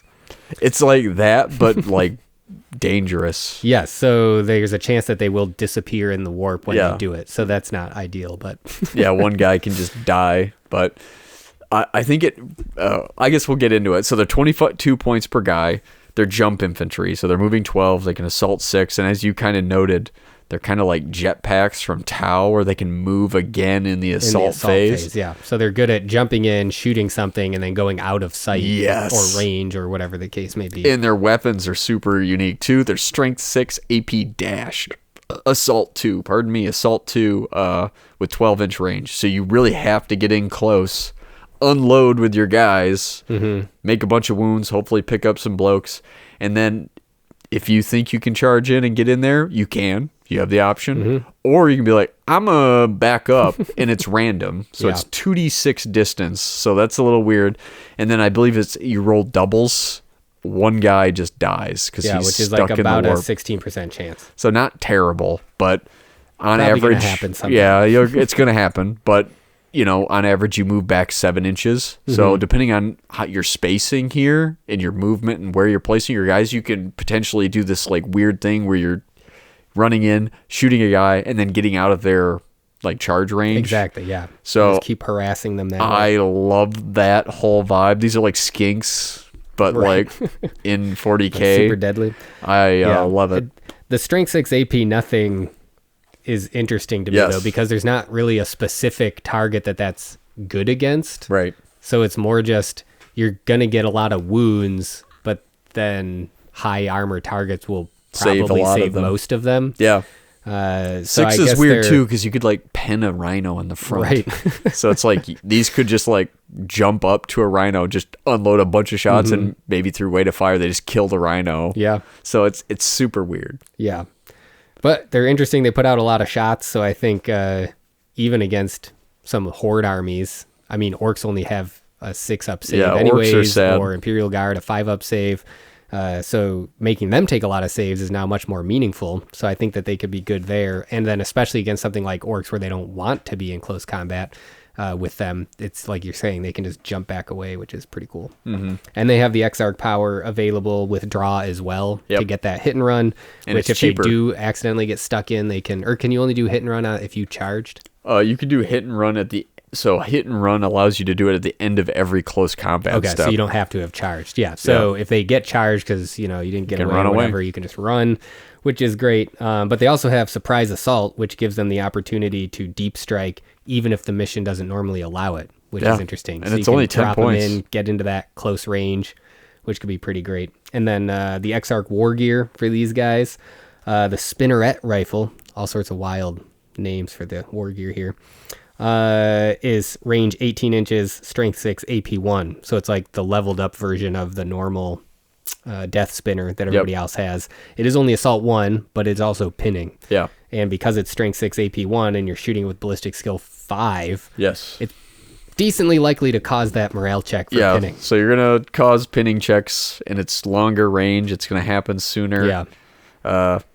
Yeah, I love the option. I'm not sure if I'd always take it because that costs... How much is the Spinneret rifle? That is 5 points. Oh, that's cheaper than I thought. Maybe I would take it. And so here's the reason why I'm stumbling. But before I do that, the other option is power blades. So he can get twin power weapons fitted into his arms because the death spinner is like kind of molded into their armor. Like they have extra arms because they're spiders or whatever.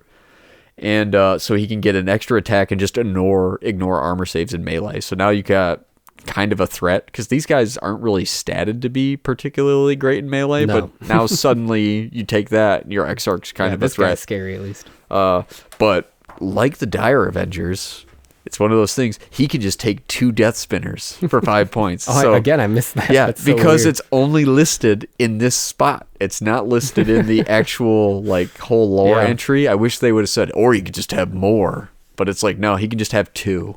So he could be Assault 4. Yeah, wow. So I'm just a sucker for shots. So especially BS5 shots. But the Spinneret rifle is good.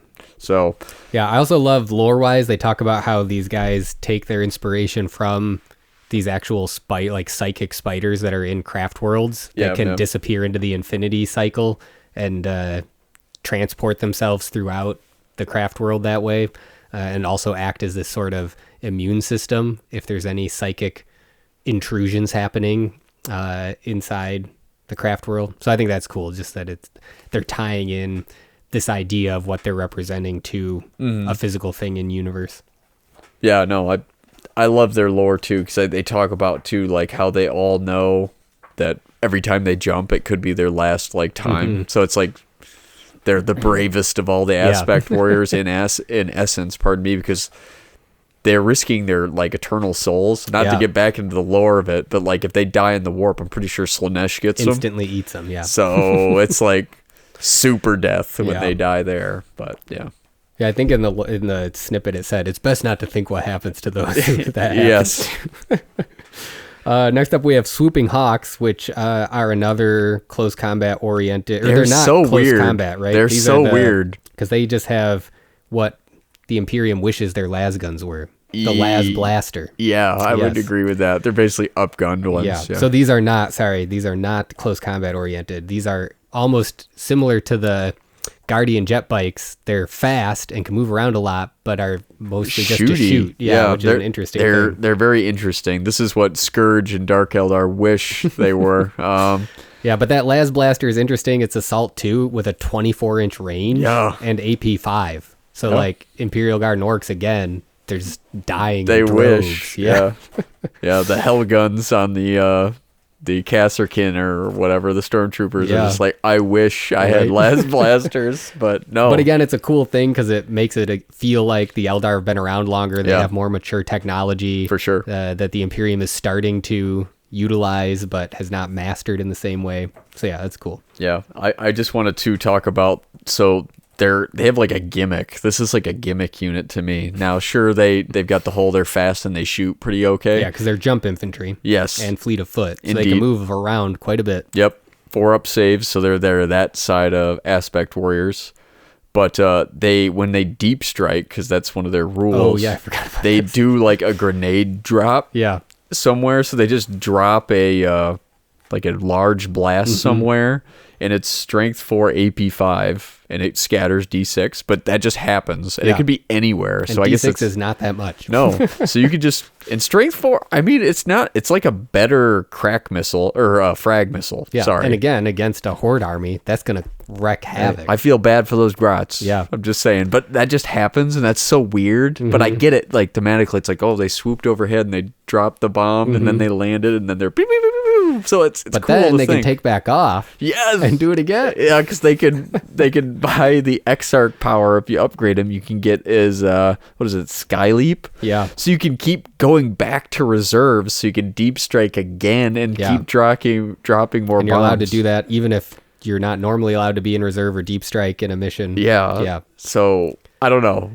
Weird. Yeah. You do have to roll for reserve, though, to Mm-hmm. come back, which is interesting. So you could sky leap away and then just never return. Which would be a Which bummer. is, I must return to my people. Woo! We They're ran out of gone. grenades, I Yeah, guess. but they can also do intercept is a power. I just want to point it out. This is like another like super niche thing. Mm-hmm. So when vehicles move fast in melee, they are harder to hit. I think Right. at a certain point you only hit them on 6s. Yep.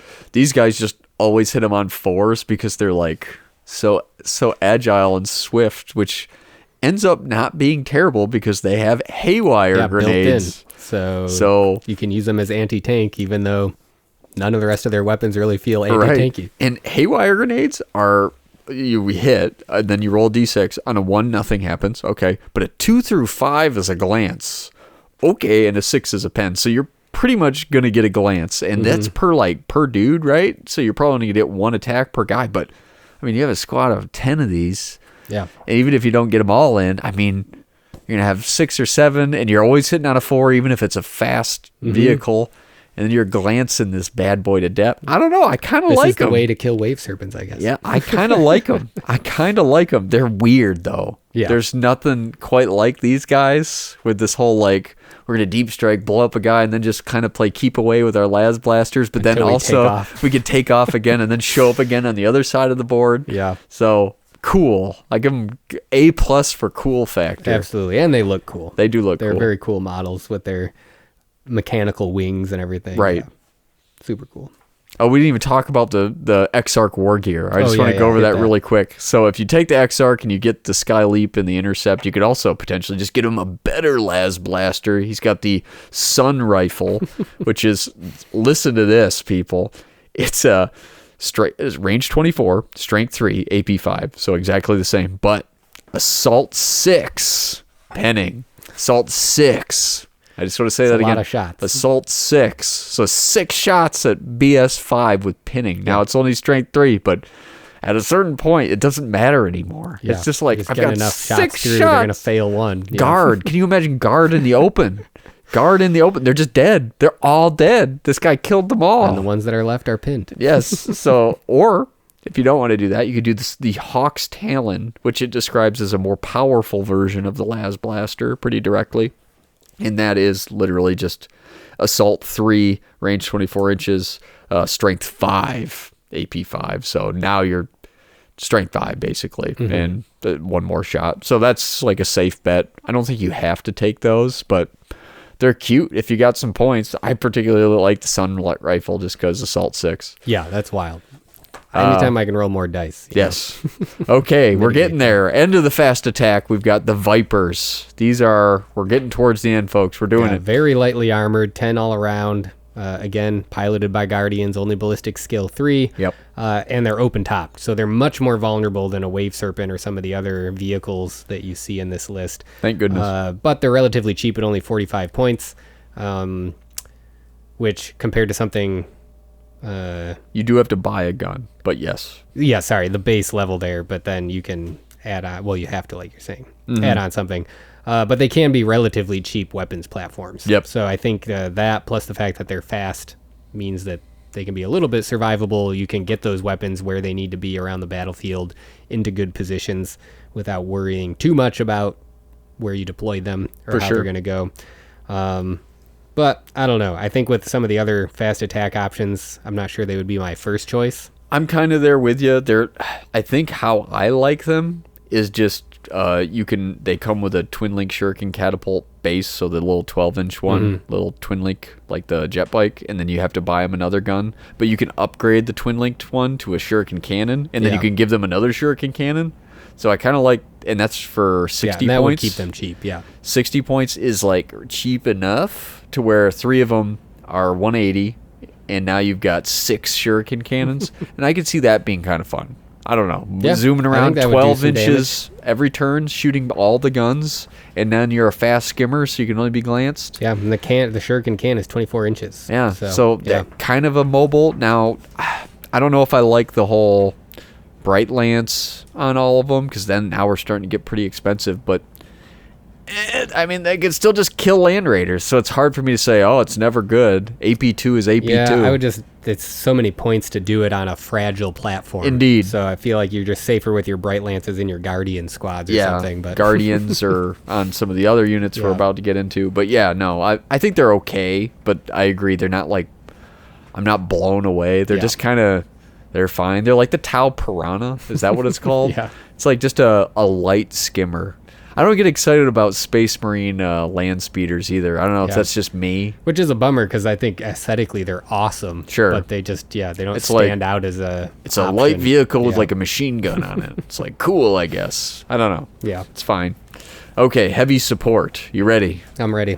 Okay, so we're going to go through the support weapon batteries. These are, you get kind of like a heavy weapons platoon or squad, maybe would be the right word to say. From Guard, you get like 1 to 3 squads, all having the same weapon. Yeah, and they are artillery, which again is a different unit type. That's true. Good point.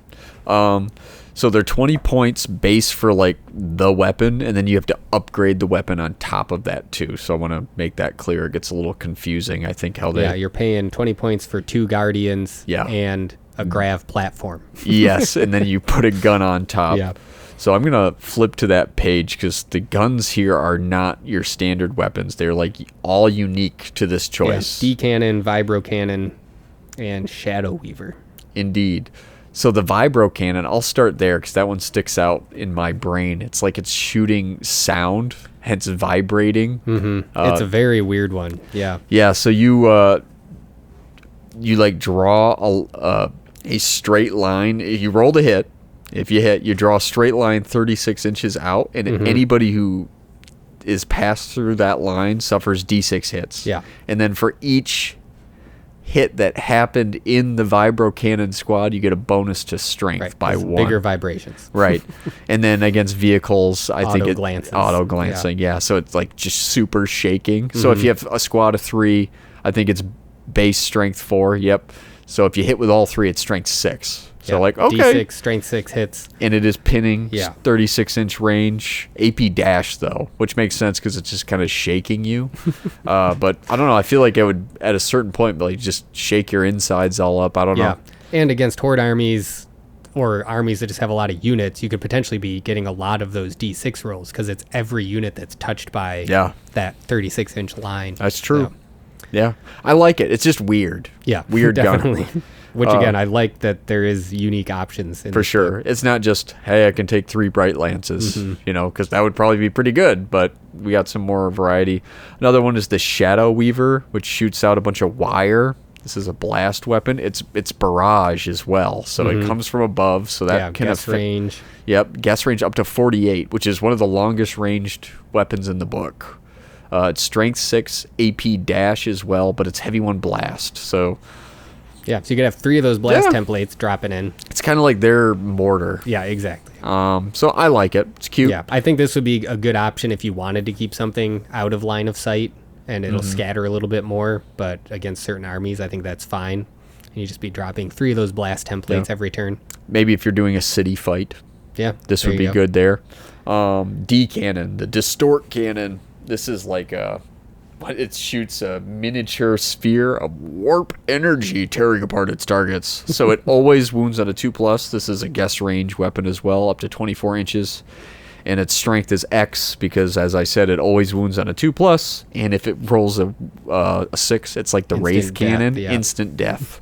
AP2, heavy 1 blast. So this is like a heavy guess range Wraith Cannon with double the range. Kind of scary, actually. I think the only problem with it is 24-inch is like just short enough that for a heavy weapon, it's like, ooh, I don't know if I can always get it enough leverage out of it. You know what I mean? That's true, and I guess this doesn't have the same grav thing. Correct. So you can't move and shoot. Support weapons have. Yeah. So unlike the other two, like the vibro cannon specifically doesn't care about line of sight at all because you can shoot through a mountain with it or whatever. And the Shadow Weaver's obviously lobbing, so line of sight doesn't really matter, and they just have it doesn't matter for this either. Guess range means it's a barrage. Oh, right, weapon. You're right. Yeah. My bad. But so this is barrage too, so it's got that going for it. But just 24 just feels low, I guess, is my point. Yeah, for a guess range weapon especially. But I think because it's so powerful, it's still a great option. And all barrage weapons cause pinning, so pinning is especially likely to happen with this weapon being such high killability and AP. So I think this could be great. Terminators are scared of this. So, and then maybe this is like where you build around it if you know you're going to be more a defensive list and you're going to force people to come to you. And then this is almost like a Hellblaster volley gun sort of thing. Sort of an area denial. Yeah, like, hey, if you come into this range, you're eating 3 D cannons. You know, that actually, now that I say it out loud, it actually does sound kind of terrifying. They are Guardians, though, so BS3. Yeah, I think that's the biggest downside with these. But it doesn't matter for the guess range, right? So yeah, that's a good point. Okay, support weapons. They're pretty cool. Here we go, Dark Reapers. Yeah, here's the Devastators of the Eldar. Yeah, so they are very expensive. 35 points a model. So, again, nearly Terminators. Same as Wraith Guard, but not nearly as tough. Weapon skill 4, strength 4. Yep, they're the typical aspect warriors.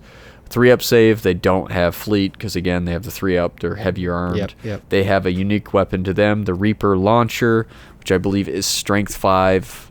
It's heavy sort of like 2, a weaker AP3 missile launcher. But it's AP3 and it shoots twice. Yes.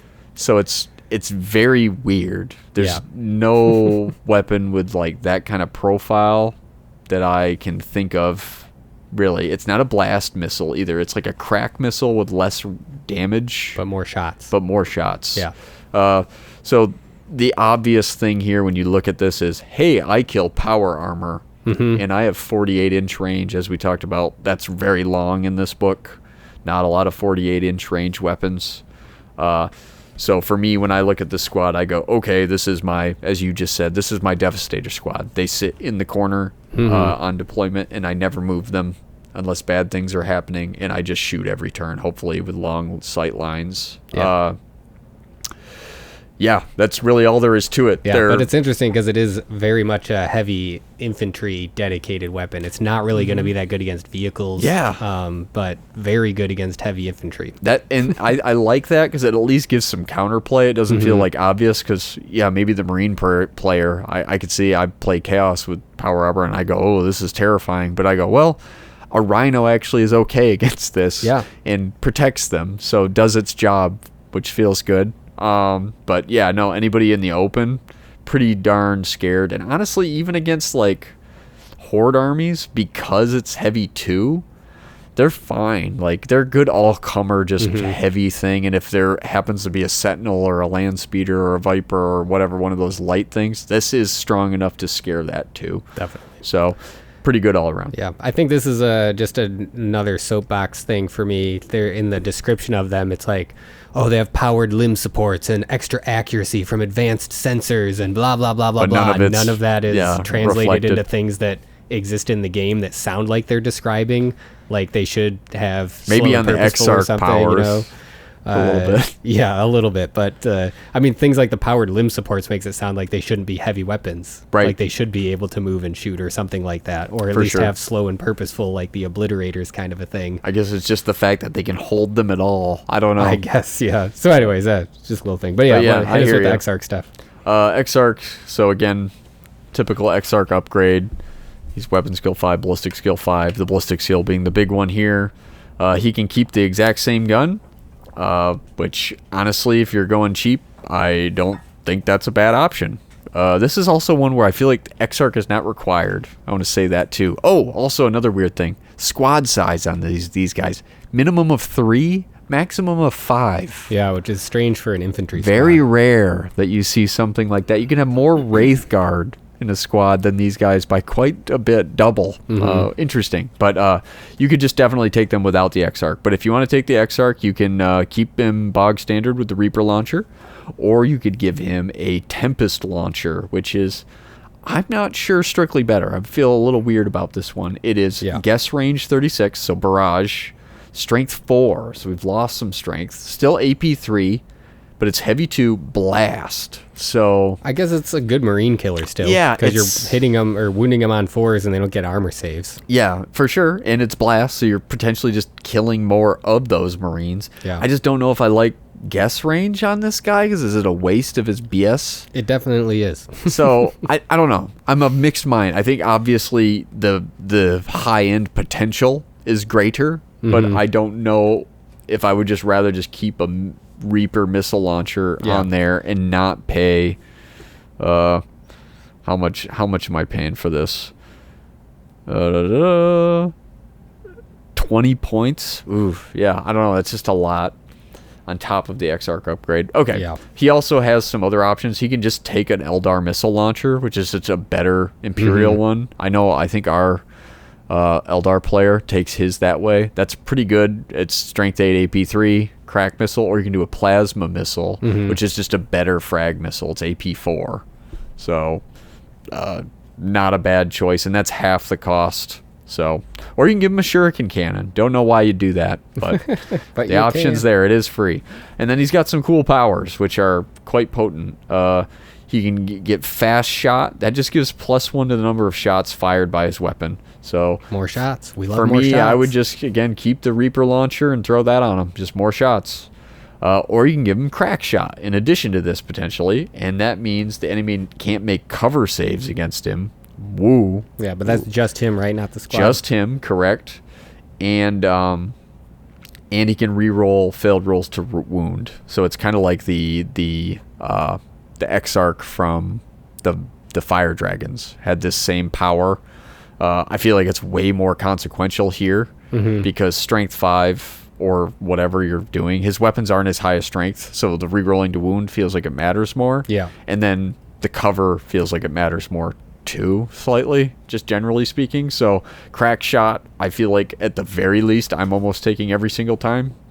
I think it's a good option. So I don't know. Dark Reapers feel great. They're a little one-dimensional. They shoot missiles. They pick up medium heavy infantry. Yeah. And they're really good at it. So yeah, they got a niche and they live up to it, but expensive and small units. Yeah, So and with how good some of the heavy support vehicles are, I think they do have some competition. for sure. I guess then moving into there, we'll talk about the Wraith Lord. This is a monstrous creature. Yeah, big brother to the Wraith Guardians. Indeed, and he's just got the most beautiful stat line. He's weapon skill 4, ballistic skill 4, strength 10. Yeah, strength 10 monstrous creature. He's so strong. Toughness 8, my guy. Yeah, I ran into that and discovered what that meant with That my means- orcs not being yeah. able to hurt it Strength at 4 all. cannot hurt him. So they were just literally stuck in combat after the first round where they had a chance at least with their +1 strength on the Indeed. charge. But yeah, it was rough. So he can go into Marines, and if they don't have a power fist or something, they can't hurt him. Yeah. And he will slowly destroy them.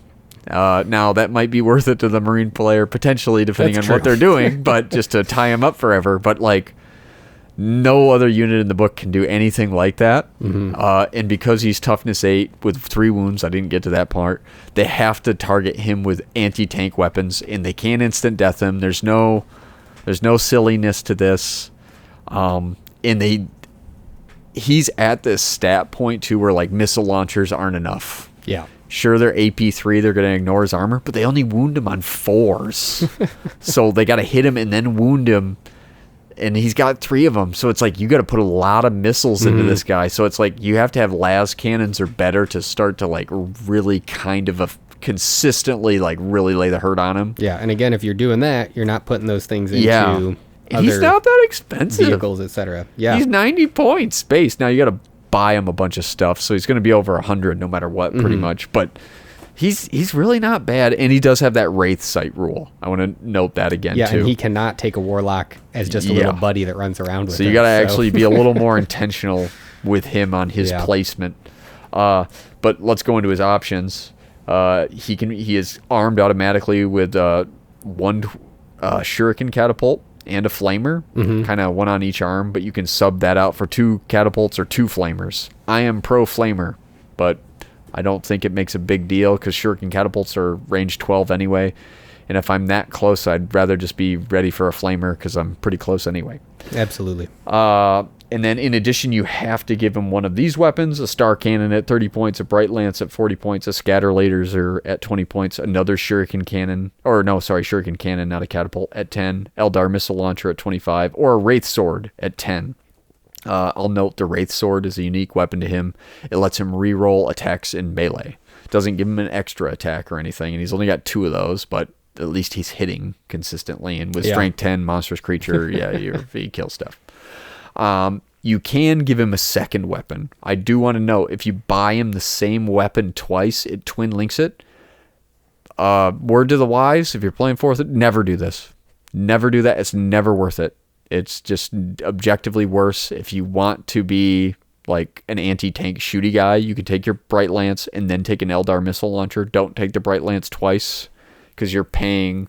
Yeah, for that many more points. Your damage output is not that much increase. Sure, it's not worth it. You would rather have the second gun. That makes sense. I guess what I'm getting at. So don't take the same weapon twice. That's my advice. But they're all great. I think, like I just said, I think a Bright Lance plus Eldar missile launcher is actually a pretty good build. Just walking up, maybe with a Warlock nearby or something with a Guardian squad, and he's just sitting there fire supporting.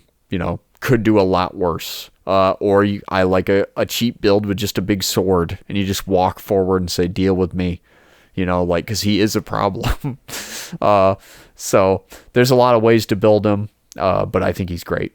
I dominated that. Sorry. What do you think? No problem. I think it's really cool. Like I said, I love the aesthetic of the Wraith Guard, and this is just the big version of that. It's sort of like a mini Titan aesthetically, which I think is pretty cool. Yeah, he's kind of like the Phantom Titans or whatever. Yeah. But yeah, we don't have a ton of experience with monstrous creatures in our group, and so I think that it feels very unique when we see it fielded, and it I think takes some finesse to use with the whole Wraith Sight and everything, but definitely can be a scary opponent, and it's just very interesting to have really high toughness things instead of vehicles, because it just creates a very different feel on the battlefield. For sure. And that's where it feels like modern 40K getting rid of armor values and armor facings just made everything essentially like, it's just high toughness. Everything's the same. With lots of wounds. Yeah. And so I like that this exists, that the Wraith Lord actually feels totally different than a vehicle or a big walker, Right. Yeah. For sure. Yeah. So I like it. Next up, we have the actual walker vehicles, the War Walker Squadron. And these are kind of like Eldar Sentinels, I guess you could say. But honestly, they seem just categorically better. They're somehow 5 points cheaper as a base. Somehow they're not open top, despite the model absolutely having no top on the cockpit. They have a better initiative. They get a second attack by default. All of that for 5 points cheaper. They're so it's kind of a bummer. And they have the scouts rule. So it kind of hurt me to read this as more of a fan of the Imperial Guard / just someone who owns 4 Sentinels, I guess, and no War Walkers. But I think because of that, they make good mobile weapon platforms. They're much more survivable than Sentinels because of that. not being open topped and even of then Vipers. Obviously, they're not going to be as fast as Vipers, so they're not as mobile as a Viper could be. So I think they've got a lot of those same big weapons that you put on vehicle options: the Bright Lance, the Star Cannon, the Eldar missile launcher, scatter laser, etc. And they have 2 of these. It says you can buy 2. Nice, yeah. But you have to buy 2. You have to buy 2, so they have twice as many guns. Now, I have a question, and I'm sure we didn't look at the fact. Maybe you did. I didn't this What time. I don't know is because it doesn't specifically say the same sentence that it says About for the Twin Wraith Link, Lord. yeah. So if you can buy double scatter laser per dude, I'm just going to say... That's the pick, huh? I'm pro 6 scatter lasers. I don't know, man. That's like what? Heavy 4. 6 times 4. That's 20. It's strength 6 shots at 36 24 inches, 24 shots every turn from quite a far away. Wounding Marines on 3s. If that's what that is, that seems really good.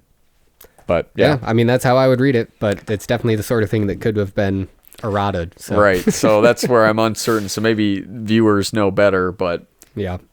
But yeah, I think they're a cool option. I don't love the models. I think they're fine. Yeah, they're a little hokey. Cool. I much prefer how like the Wraith Lord looks, for example, because it's kind of like a sort of similar silhouette, but yeah, he kind of looks like he's like a droopy Wraith Lord is the problem. It's like his head fell over, and the Guardian's sitting in it. Yeah. But yeah, I think they're very good, and I think they're what the Sentinel unfortunately wishes it could be a lot of the times, where it's like they just sit back and they're a dedicated heavy weapons platform. Yeah. They remind me of like a Kill a Can a little bit, and their application theoretically. You just sit in the back with like a bunch of big shooters, and you just like, that's all I'm going to do all game. Shots. And maybe you get to me, maybe you don't. And if they die, they're not that expensive. So, okay.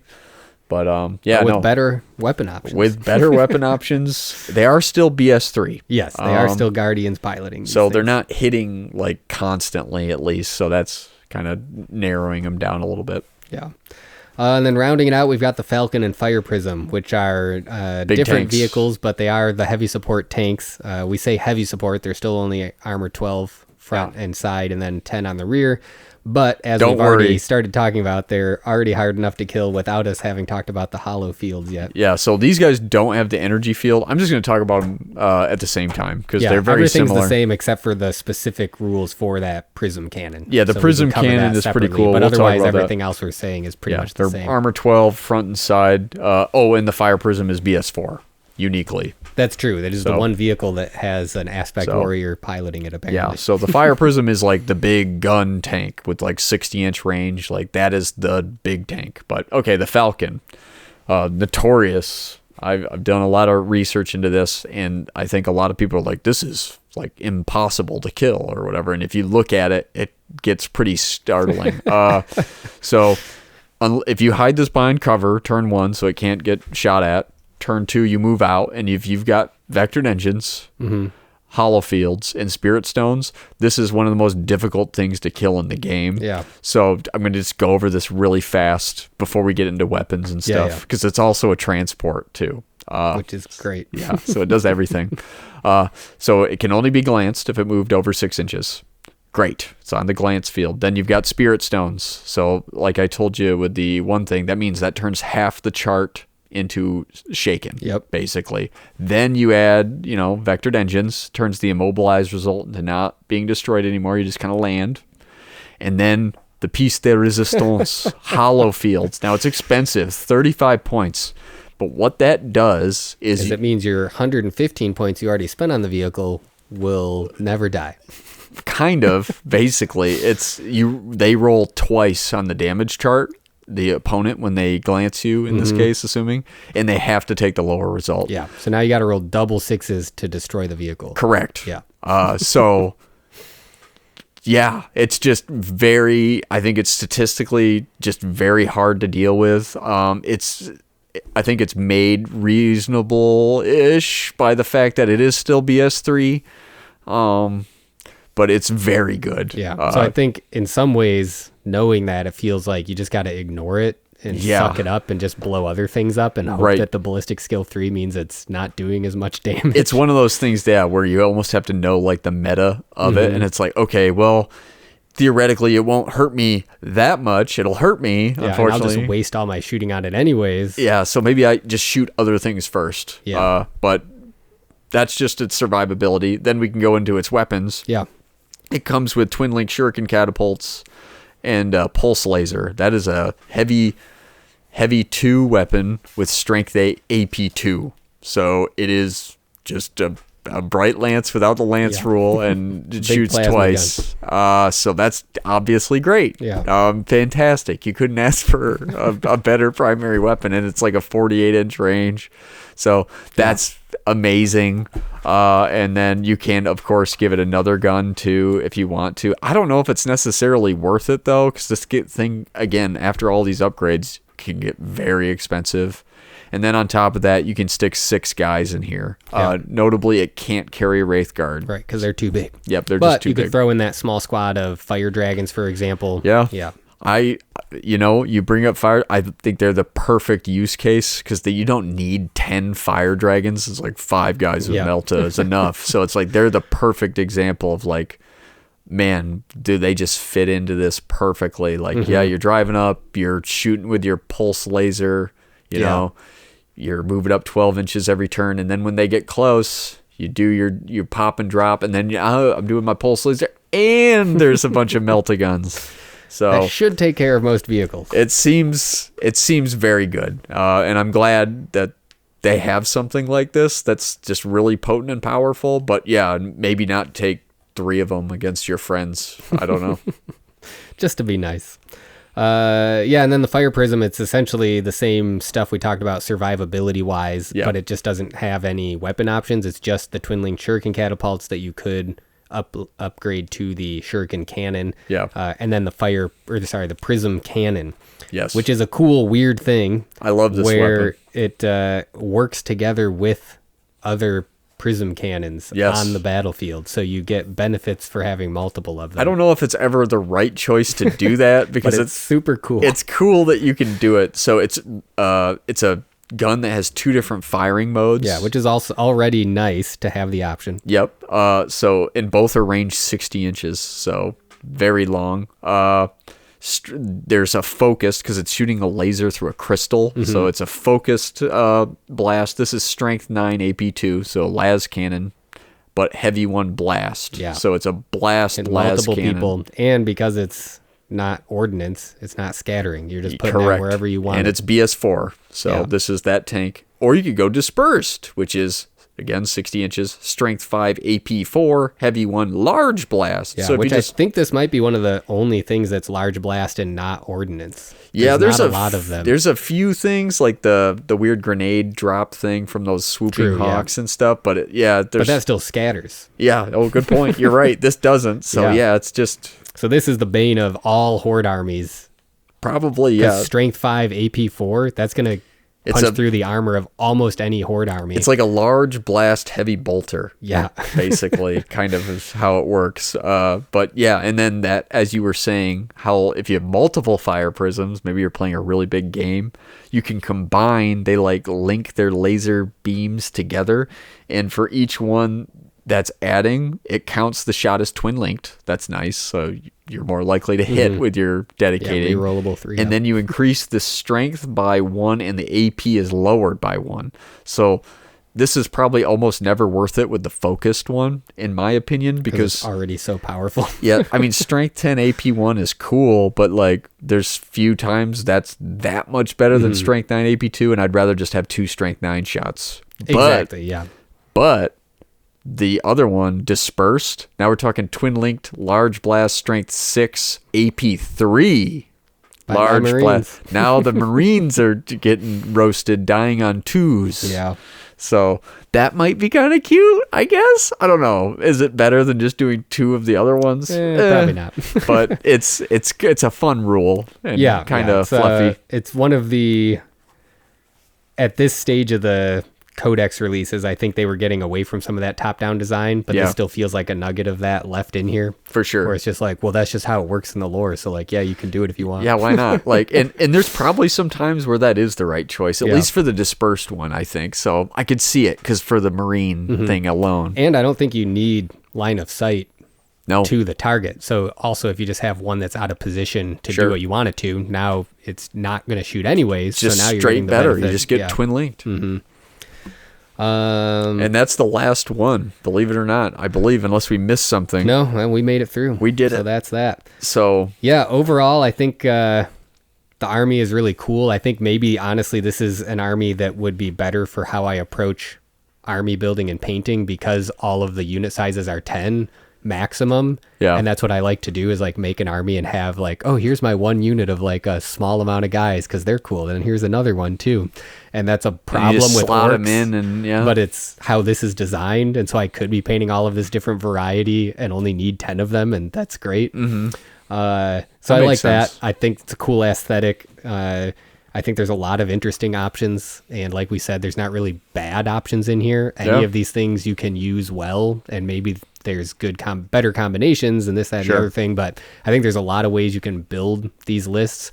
It does have a tendency towards that sort of fragile backbone, so you do need to stay dynamic and mobile and moving around. You Glass can't just, cannon, maybe. Yeah, that's a good way to put it. So you can't necessarily build it into something it never could have been in the first place, but I think there are still multiple ways to play the army with the options that are available here.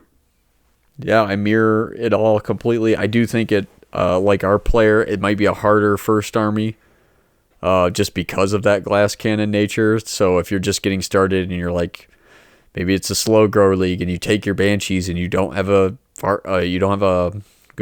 wave serpent yet, or you don't have a farseer model or whatever, you didn't take one and you're just running them out into the open, and then they get gunned down by bolter fire. It probably doesn't feel great, right? And it's like, oh man, my guys die so fast. But it's like, you gotta, you need all these like composite components, and you kind of have to have that understanding too of how the game works a little bit to be able to be like, oh, and recognize, to see how that they can be utilized. So I think it's rewarding. I mean, it's maybe similar to when we talked about the Empire in Fantasy 6th edition. It's not easy, but it's rewarding. Sure. Once you get up to speed with how it needs to work and how it can work well. But yeah, do you have any favorite art you got picked out? Yeah. My favorite art, I gotta find it now. I didn't note the page down like a fool. So there's I don't know some really if you good did. ones in here. I have two, even though we're only supposed to have one. The first one is on page 39, and it's just of a guardian, but he's almost silhouetted against this burning craft world, and it looks very sinister almost. He does look pretty evil. But it's just very evocative, very immersive of an image, and I like that it's not, it doesn't feel like this art is trying to show off the model so you'll go buy the model. It feels like it's very much in the universe, world, in universe, like an actual image from a battle, which is really cool, really evocative, gives that grimdark feel and look to the army that could otherwise be maybe a little like shiny and clean.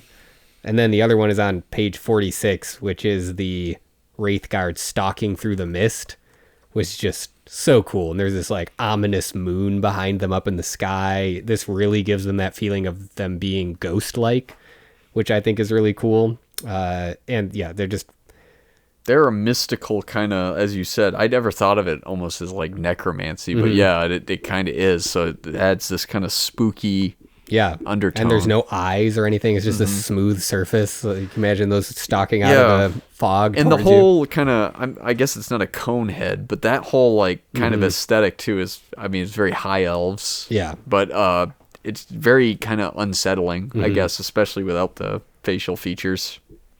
But, so I love that. Again, just very evocative and very immersive with the atmospherics included. Sure.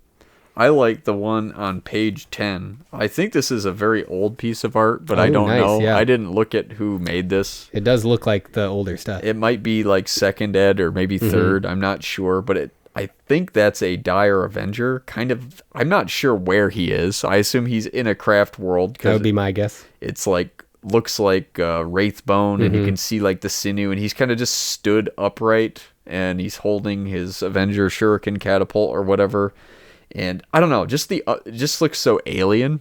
I guess it looks kind of scary to be there, but also it's interesting. There's these like holes with stuff leaking out of it. And right. In the top left, these two little eyes. Yeah, it's like it's bleeding because they talk about how their ships are kind of alive, and I think they kind of gloss over that in the photos a lot of the time, or it's just showing them on a planet fighting or whatever. But like this is him in his more spot. Visceral, and there's like alien up there or something. Somebody's up in the arteries. But it's also interesting how Egyptian that guardrail thing looks down the bottom. It's like Ra. Or something. I was gonna say it looks like Ra, doesn't it? Maybe it's is that some Zinch stuff? I don't know that. We got some hokey pokey going on with that Dire Avenger, but I don't know. I just thought that was unique. A lot of this book is just like art of one-off units because that's what half the book is. Yeah. And then it goes pretty quickly into just like hobby section. But I thought that in the early parts with the lore was kind of set me in there. What do they live like? You know, it's like, in this weird, creepy blood mansion in space with like pyramids and stuff. Yeah, but very cool. Eldar are cool. I think a really good army. This book lasted all the way through 5th edition, and I don't think it like was always considered like the best book, but it certainly was never like bad, at least in my opinion. So seems solid. Like I couldn't ask for anything differently. I guess there's nothing in here that I'm like, oh wow, I wish that feels like a flavor fail or that didn't do what I would expect it to do. There's none of that disconnect. So I give it 2 thumbs up. Yeah. Yep. I think it really connects the competitive and the narrative. So I think they succeeded. Great. Good job. Is this Phil Kelly? I'm not sure. Yeah, Phil Kelly. Nice. Good job, Phil Kelly.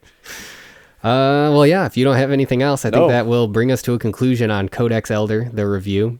Stay tuned for the battle report. Yes, it'll be coming soon. Imperial Guard. Also, I've noticed a lot of comments. I know people are talking about fantasy. It will happen, doing a battle report, I promise. I see you. Just wanted to say it. I just don't know when, but we'll definitely do a fantasy bat rep at some point. If there's specific armies you want to see that we've got, let us know. Yeah, I think we have pretty much access to anything except for Tomb Kings and Wood Elves. I think got that's true. Access to pretty much everything but that, unless you want like very specific stuff like a Slanesh themed demon army we don't have. But let us know what matchups you'd like to see. Yeah, that would be great. But otherwise, thanks for tuning in. This has been Refused Flank. I'm Cam. And I'm Grant. Bye. Bye.